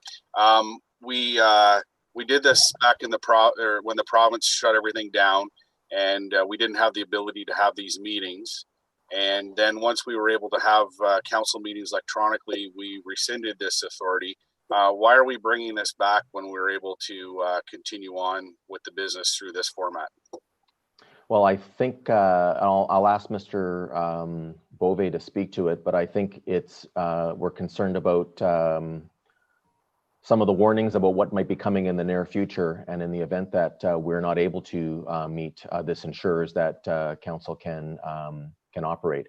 Mr. Bove, do you want to just add the rationale behind bringing this temporary resolution back? And also, I think if I can assume from Councillor Carr's question, the reporting mechanism to ensure that council are aware of how this authority might be executed. Certainly, through your worship to council, you touched on one important point. I think we're probably heading to further lockdown, and I think also the appointment or the passing of the bylaws simply allows staff to deal with some of the housekeeping day-to-day items, like the awarding of tenders and other bylaws that are a day-to-day housekeeping thing that probably help allow these Zoom council meetings to go a little more efficiently and allow staff to move ahead with things in a timely fashion. We don't have a second meeting of council scheduled in February at this time, and in discussing it at EMT, it was felt it was appropriate to bring it back to this first meeting of 2021. Councillor Carr. Yeah, thank you. So in essence, what I'm hearing is in anticipation that the province were to bring in further measures, that we want to just be prepared to continue on, and then we'll revisit this if the province doesn't put in any more restrictive measures. Is that fair to say? Yes, and I will also commit to you, Councillor Carr, we can deal with this at any meeting. Again, I don't know what will occur next week. Some of the hints are that the numbers of COVID-related cases in February are expected to be the worst of the winter. I'm not trying to scare anybody. We're just trying to make sure that certainly if a number of us are not available because of illness ourselves, that the delegation of authority allows the CEO and staff and who they delegate that will can matter no matter what, the city will be able to continue with that. If we find on January the 25th, our next regular council meeting, that we're feeling more comfortable about how things are going to go, I have no question with revoking that. Again, in February, we have a meeting, I think it's scheduled for the 13th, and we'll provide that opportunity for every meeting. And I just think, to assure you and residents that, as soon as we were able to do so this spring, we did revoke the authority once we found out that we could do alternative ways of meeting, and that we sort of found our way through it. But just out of an abundance of caution, I think we're just trying to take the step. Okay, thank you. And I understand, Mr. Bove, just so that everyone's clear, every meeting moving forward, there will be a report of any authority under this bylaw that has been executed. Am I Yes, correct in that? we can bring that type of report to council, definitely. Yeah. So every meeting will be a report outlining the decisions that may have been used under the authority of this bylaw. You can ask about that, and then if we have concerns, we can certainly revoke that authority at that point. Councillor Kelly, on this bylaw or any of the other ones that we're under for second reading? Through you, Mr. Chair, on this particular bylaw, now that we have Mr. Bove on the screen, just a question for you, so you can kind of educate all of us, Mr. Bove. When you had this authority, first round of the pandemic, what kind of decisions did you have to make? Just so we're all on the same page and get a better understanding. The last time they were really routine housekeeping items that generally don't involve a lot of discussion at council, regular tenders or RFP awards that are, the lowest bid and are within budget. Certainly any of those that are not the lowest bid or are over budget will still come before council for decision. And some of the other housekeeping bylaws, such as the part lot control bylaws, I think there's a couple of those on the agenda tonight that generally don't bring up any discussions with council. Those types of things are what we typically dealt with in the spring when we were dealing with the initial lockdowns.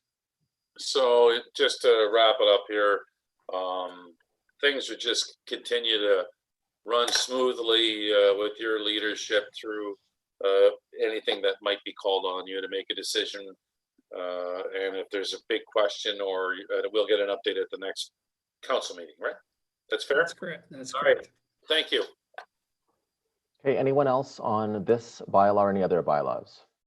Seeing none, I'll call the question. All in favor?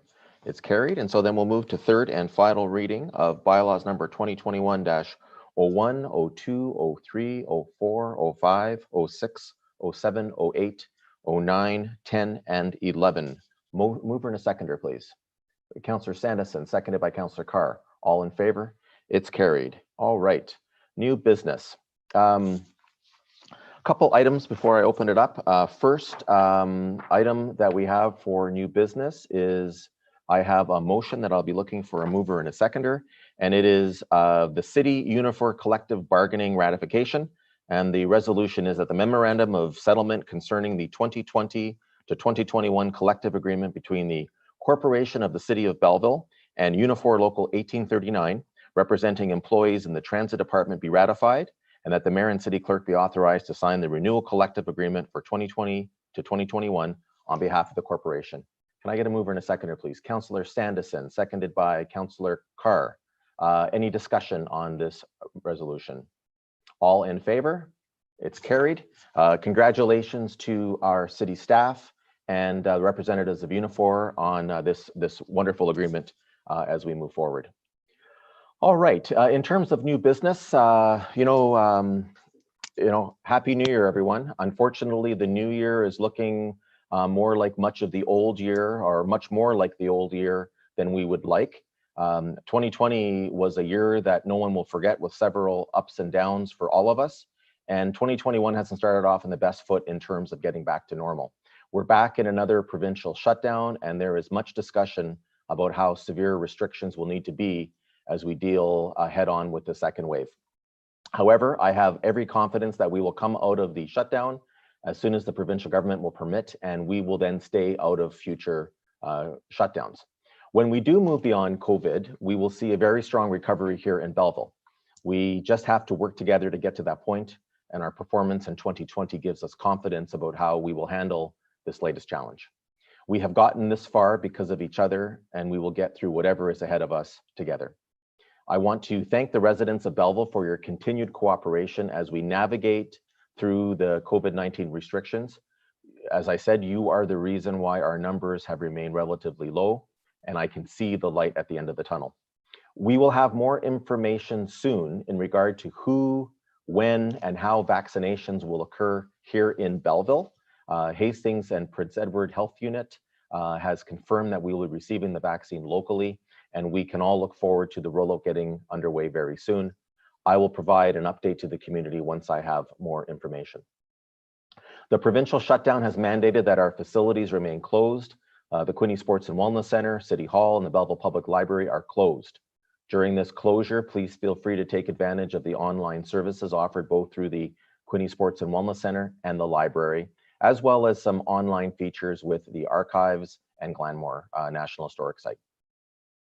With respect to the Quinte Sports and Wellness Center, they will commence online programming on June the 18th. Registration actually begins today. Regular bookings will resume once restrictions are lifted, and city staff are currently working on these plans for a resumption of service in the future. City Hall remains open from 9 a.m. to 3 p.m. By appointment only. If you require in-person services, please don't forget to book your appointment, as we cannot give you access without an appointment. You may also visit our new website and take advantage of the many online services that are offered. The website is at www.belleville.ca, and it includes a page devoted to news dealing with the COVID-19 related issues. We recognize that this is a difficult and stressful time for many in our city in many different ways. I want residents and businesses to know that your well-being and safety is our highest priority, and as a council, we remain collectively and singularly focused on your safety and health. With that, I'll open up. Anybody else have any new business they'd like to raise? Councillor Kelly, we'll start with you, please. Thank you, through you, Mr. Chair. My new business tonight is just about early 2021. We'll be looking at committees. And I wanted to mention, just over the last couple of years, I've met so many wonderful people from the city that have committed evenings and daytime meetings throughout the course of the year. Most of us are on about 11 or 12 committees. And I think it's fair to say, for a new councillor, I've learned so much about Belleville and how different communities work, different committees rather, and different projects in the city over the last couple of years. Back in late October, the mayor asked me to chair the inclusion committee in the city. And we've heard a lot of talk over the last month about inclusivity, diversity in our city. So what I'm hoping to see in 2021 is hoping to build a community, a committee and community of diversity in all the 30+ city committees. I'm asking and inviting all residents, when the time comes to apply in the next few weeks or maybe a month for the various committees, it's a new voice and a new face, and it is critical right now. The goal is to build a strong and diverse community. I think we all agree we want that. And a committee is a good place for an individual to start. And all of us here tonight have that responsibility in promoting inclusion in our community and creating stronger relationships with everyone in Belleville. And diversity and inclusion is imperative now moving forward in 2021. I want to just share a quick story. I really appreciate everybody that has stepped up to the plate and got involved in their community with committee work and wanted to be a part of that vision for the city moving forward and bringing their talents and experiences to the table. It's interesting work. You meet good people, and I'm hoping the city can continue to promote to everybody on the website what's available. There's 30 plus, as I mentioned, and they're very interesting committees. One thing I'd like to bring forward too, and I'll bring it in the next month or two, once we get the names in place for the committee work, is that we put a term limit on it, that it would be a maximum of 8 years. Because if there's no change on the committees, and God bless the folks that stay for 15 or 20 years, and we appreciate their time and commitment, but if we don't have some guidelines for change, there's never an opportunity for a new voice and a new face. So I'm encouraging everybody. We want fair representation from our city, all nationalities. Get your name in. It'll be up on the website. I'll let you know when that's happening, because it's really important now more than ever. Thank you. Thank you, Councillor Kelly. And, you know, I sent an email out last month to Council, just talking about the fact that with the unfortunate passing of Councillor Culhane, committees will be extended until Council considers reappointments and replacements. And so I'd ask all of you who are on committees, especially those that you are chairs, to seek out the public members of those committees and find out if they're interested in staying on. I didn't mention this in the email, but I think it's worthy. I think you should also take a look at your terms of reference for that committee to see if anything needs to be updated and brought forward. That would be a good time to do so. And once we are ready to go ahead and seek applicants for those committees that will either be reappointed or we have vacancies on, that will be communicated to the public so that they can apply and express their interest. Thank you. I saw Councillor Williams as well raise his hand. Councillor Williams, go ahead. Thank you. And just before I start mine, I really would like to, on my point of view, and emphasize, I think committees should start now. I don't think we should be waiting. One, we just don't know when we'll have another councillor. And I think my opinion would be, no matter what happens here in the next little while, I think the chairs of these committees will be of the current council as it stands, and then we can fill that in. I think committees are extremely important, especially during COVID. A lot of good committees. I don't think, and we have no restrictions in how they meet. We do have Zoom working, and I think when I speak to the committees I'm on, I know that a couple haven't met in a while and they should be meeting. I would really like to stress that we get committees going now and get the public. I think we're already a week or two into 2021, and your worship, if you need a notice to motion for that, I would certainly be willing to make that. Yeah, Councillor Williams, I think you raised a very, very good point. We also have to deal with the committees that former Councillor Culhane sat on, and if depending on what the decision of council is going to be going forward, we'll have to try to find out people's interests. But if the position isn't for some reason filled, then we're going to have to share them around the remainder of us. So I think the 22nd is not too long away. It's 11 days from today. And certainly within that time, we'll have a good understanding of where we're going, and then we can move. You're right. The public advertising for members of the committee and whatever councillors are going to be requesting needs to get going, and it will happen, by the 22nd or shortly thereafter.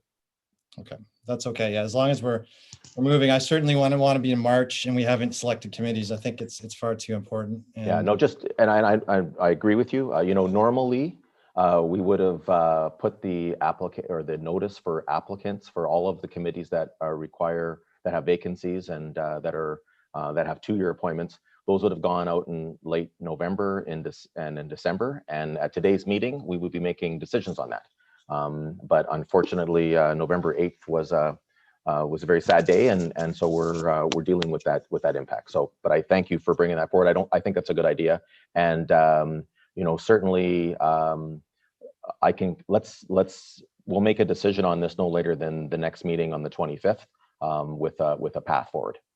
Good. Thank you. Perfect. Okay, this afternoon I'm asking for a staff report to come back to council for January 25th on the options for electronic and telephone voting to be enacted for any future election in the city of Belleville including future by-elections.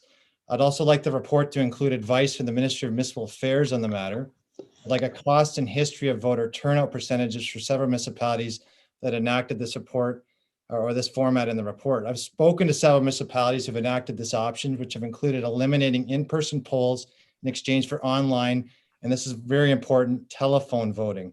Municipals that I've spoken to, including Tweed, Ontario in the last election, and Cape Breton, who have enacted this voting, have seen voter participation go up and costs go down. I want to stress that this is a telephone and online option that eliminates polling stations and has seen voter turnout increased and costs go down. So it's very important.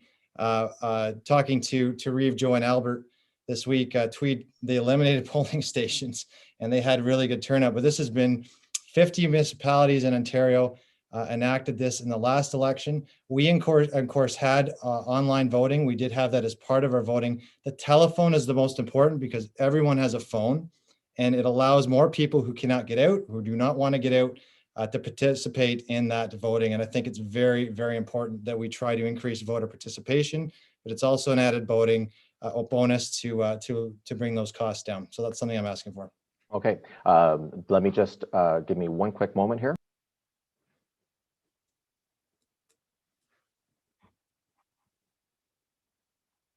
Okay, I was just asking Mr. McDonald, Councillor Williams, if he had any questions about what you had.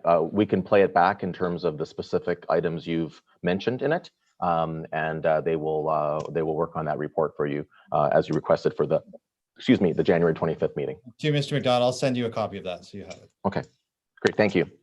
Councillor Millette.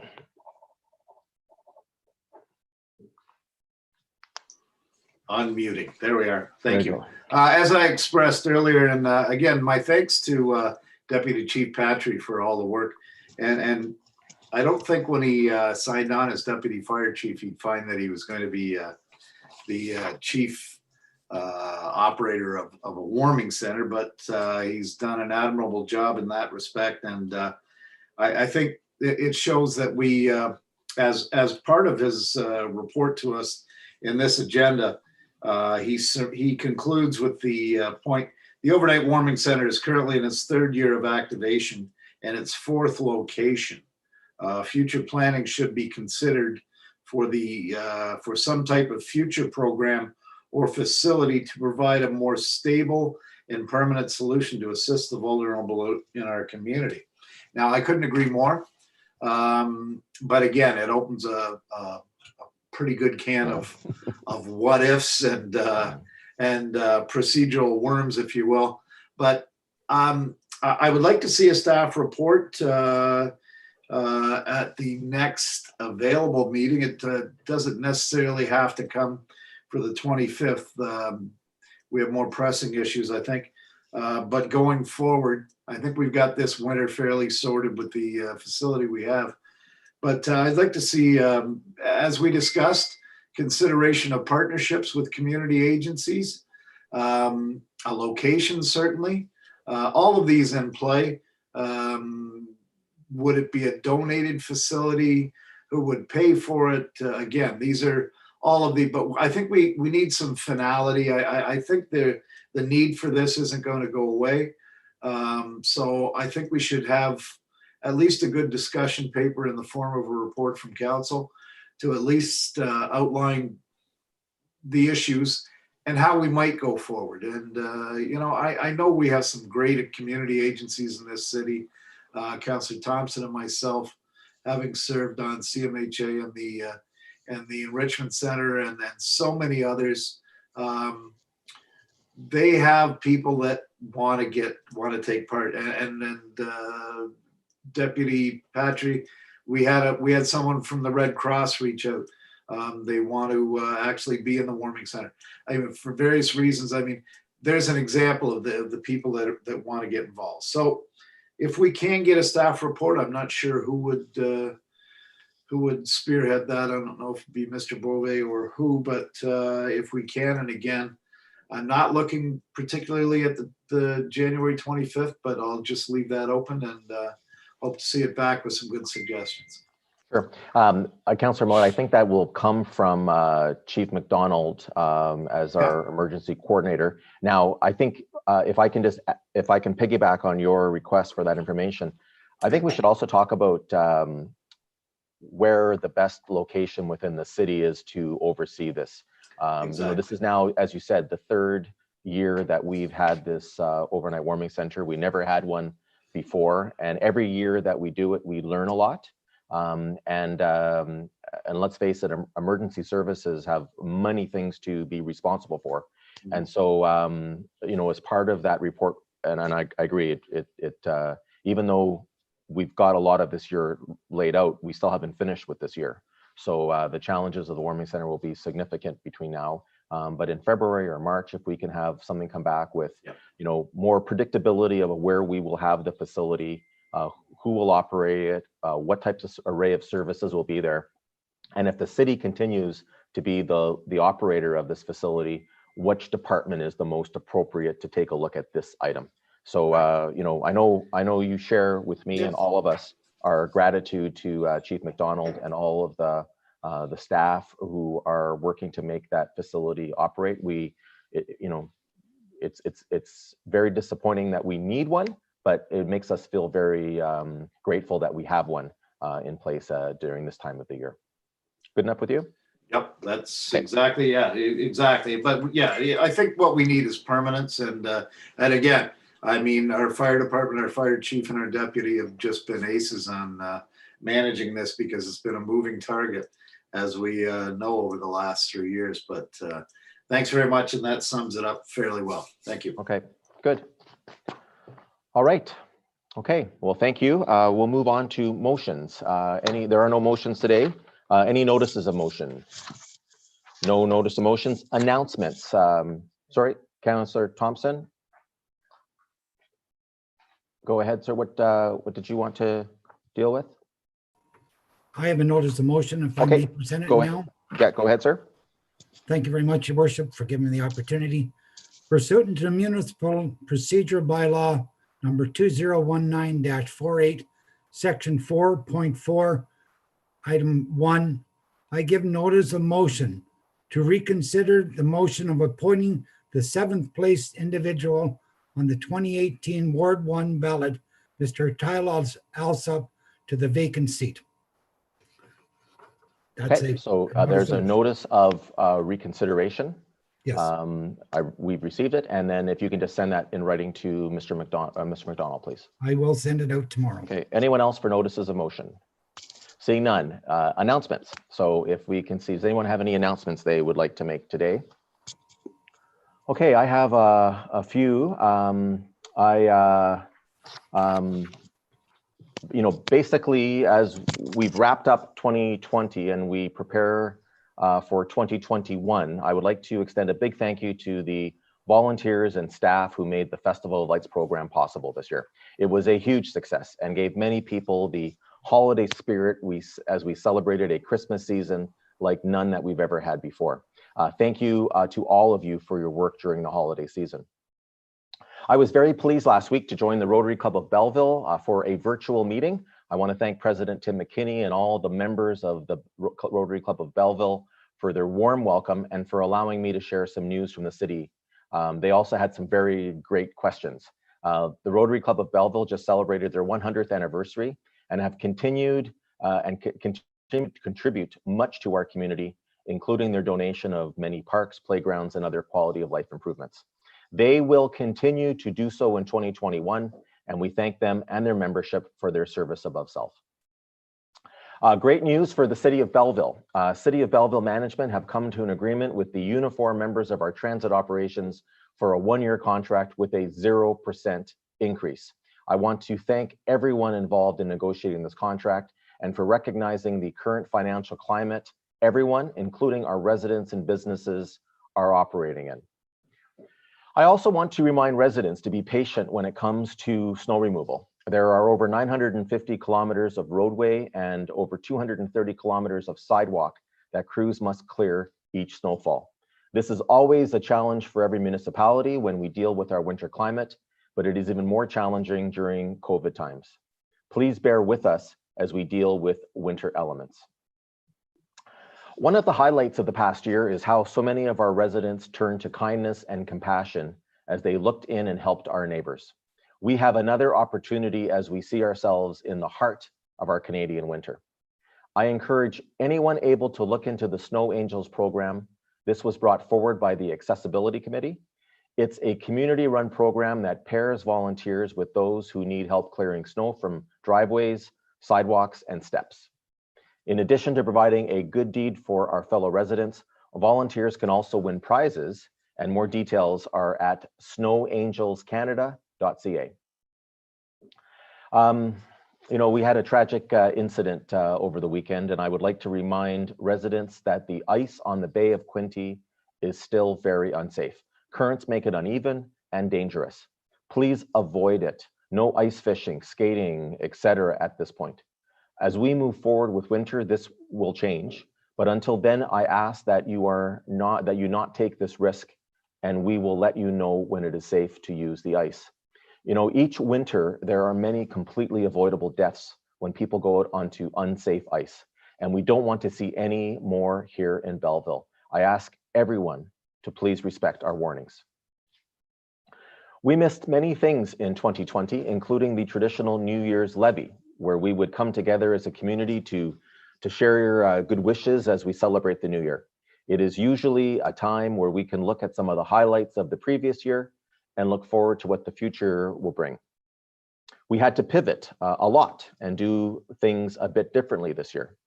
Rather than gather in person, I provided a virtual address. For anyone who missed it, the New Year's Day levee video address is still available online for viewing. During that video, we look back on 2020 and we discuss what we can look forward to in 2021. You know, I know that many are disappointed and discouraged by recent developments with the COVID-19 situation. We know this is difficult. I know it's hard for many to see optimism when they have lost so much. It was equally difficult over 100 years ago, and my message that just like before, just like 100 years ago, we will come out of this pandemic. The real danger is that we allow COVID to divide us and pit us against each other. Let's recognize that patience is thin, tempers are short, and we are not immune to the societal dangers we see around the world. Respect for our fellow residents, respect for our different situations and circumstances, and respect for our different opinions, including about what different levels of government are doing during these COVID-19 times, is paramount. Let's come together by staying apart. Let's help each other by remembering to wash our hands frequently, wearing a mask, and social distancing. Your city council is here to help.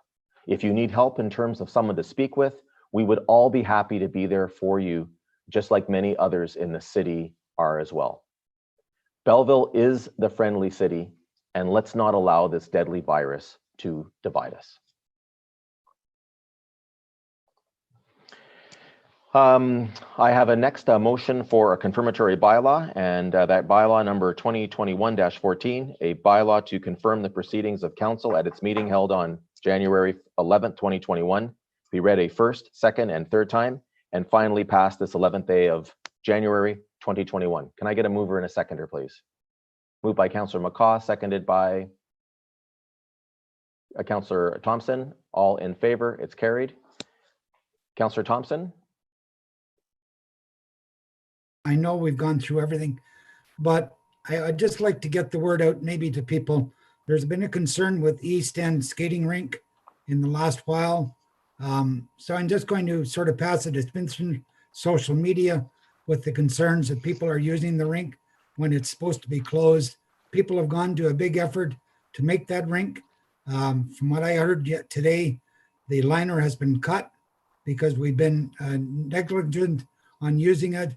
So I ask the public to please adhere to some of the signs on that rink if they're able to get it going again, because there was a lot of volunteer work went into it, and it would be a shame not to see it concerned. So Worship, I thank you for giving me the opportunity to maybe get it out to the public that people don't see it through social media. Yeah. And I think that's a good message. You know, we have a couple of community rinks that are available to the public, you know, operated by volunteers, supported by the Belleville Fire Department as they've helped to flood it. but it hasn't been all that cold for that long. So people need to be careful. If not for just the physical damage, let's not disrespect the people who have put the time and effort into creating that facility for us moving forward.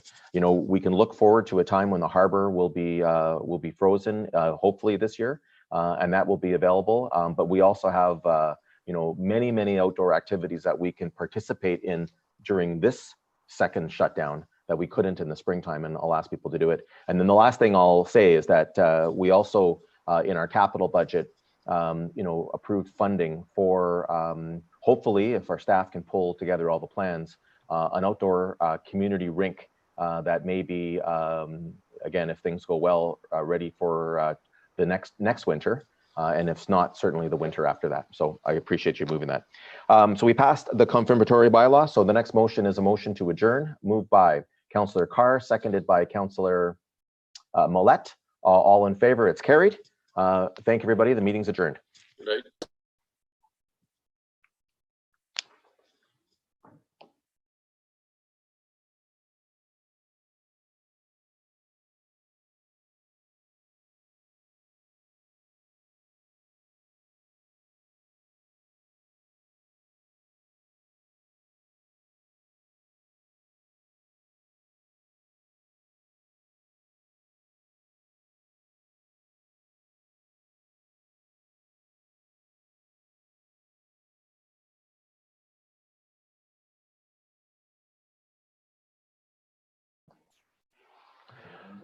Well, good evening, everybody. We'll just wait to see. So we've got Quinny Broadcasting, we have Michael Breathauer and Your TV. We're just waiting on Starboard and potentially okay, everybody's here. So if you want to unmute your microphone, I'm happy to provide some comments on any questions you may have. Go ahead, Michael. Perfect.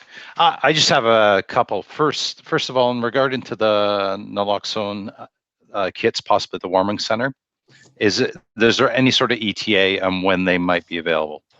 Well, if you heard Deputy Patry say, they're there now. And so what Councillor Kelly, what I understand Councillor Kelly was talking about was having additional kits from the health unit that would be distributed on that site. So there are naloxone kits there now, and they're just want to have more that can be taken by people, without any, what's the right word I'm looking for, Michael? Stigma or questions asked. Yeah. Thank you. The exact word is stigma, that they can take those without any stigma and be able to hopefully save their life or a life. Did I do the right thing? Well, you're unmuted right now. Let me just finish with Michael, Mary, and I'll come right to you. Sure. Of course. Anything else, Michael? Yeah, I have one other question. It's a two-part question as well. So do we know offhand what committees that the late Councillor Culhane was on, or the rough numbers in that regard? I think I want to say 11. I have the list upstairs in my office. I don't have it here, but it's public information. She was on a number of committees. Some of those committees, we had alternates that have been activated during the time that she hasn't been here, and then some of those committees have not met. I know she chaired at least 2 committees that have not met since November because of COVID and just the nature of their work. But there are a number of committees that will have to be open. As I said, if we select a replacement for Councillor Culhane, I'll have to have a discussion with them, find out what their interests are, what their background is, what their availability is, to see if they just assume the committees that Councillor Culhane was on, or if we have to make any other adjustments, and what that will do to other councillors as well. Okay, and following in the regards to the committees, based on the council's previous direction, or a good portion of council as far as adding inclusivity and those of ethnic descent and as well as women, is that going to be a directive moving forward the council when they do move for the committee selection? I don't know. That was the first time that I've ever heard about that in terms of Councillor Kelly's request. So we currently have terms of reference for all our committees, and if individual committees want to change some terms of reference to have wording for more for the encouragement of more inclusivity. I think they should bring that forward. You know, without looking at all the committees, Michael, I don't know if it, how do I say this without being clumsy? We have to look at the committees and find out what, you know, how the terms of reference can be changed to include that, if at all. Certainly there are some committees that are much easier to include those types of criteria than others. I'm not ruling it out. I'm not saying yes. We'll have to sort of take a look at that. That's the first time that was brought up to my attention. Okay, thank you. You're welcome. Mr. Mayor? Okay. Yeah, go ahead, Mary. Yes, I just have two things to say. One is the uniform. Are we getting that by the contract? Are we getting that by email, or we usually do? I'm not sure. There'll be an announcement about that, Mary. We just approved it today. So, but basically, I can tell you that it is a extension from March 2020 to the end of March 2021. So, you know, we've got a few months left on this current term, and it is a 0% increase. But we also provided security of no layoffs between now and then. So, you know, obviously the association representing transit operators and staff worked hard on this. And I think they both came to the table with something to offer, understanding these very, you know, difficult financial times, residents and businesses. And we're really grateful of making that, coming to that collective agreement and moving forward with them. Great, thank you very much. And I just want to say that this is my final city council meeting. Oh my goodness. Well, I've covered the city for like 40 years, 42 years, something like that. And I'm still going to be covering the city, but not city council and not planning. So hooray. Well, 42 years. How many mayors, Mary, have you worked with during that time? Have you counted? I thought of that today. I was going to add it up, but I have not. I'll do that in the next few weeks. Think about that. You know, Mary, I have to say I'm disappointed in a number of ways, not just the fact that you're retiring from this beat, but also that during COVID, we can't do something to recognize, you know, that you have made it easier for many people over the years to understand what the city does and the reasons why. And, you know, that's been a huge public service. So, you know, I want to say thank you on behalf of all of our council, but also all of our predecessors. You know, 42 years is a long time, and I hope that you have seen a progression of improvement, and that you can still see that moving forward. We're grateful to you for your service to the city. So thank you very much. It's just, as I say, I won't be actually covering council or the planning, but I'll still be keeping an eye on the city. Well, as I expect you would, and let's try, hopefully when times are better, that we can have some way to recognize those 42 years. Thank you very much. Thank you. Good night. Okay, anybody from your TV, any questions?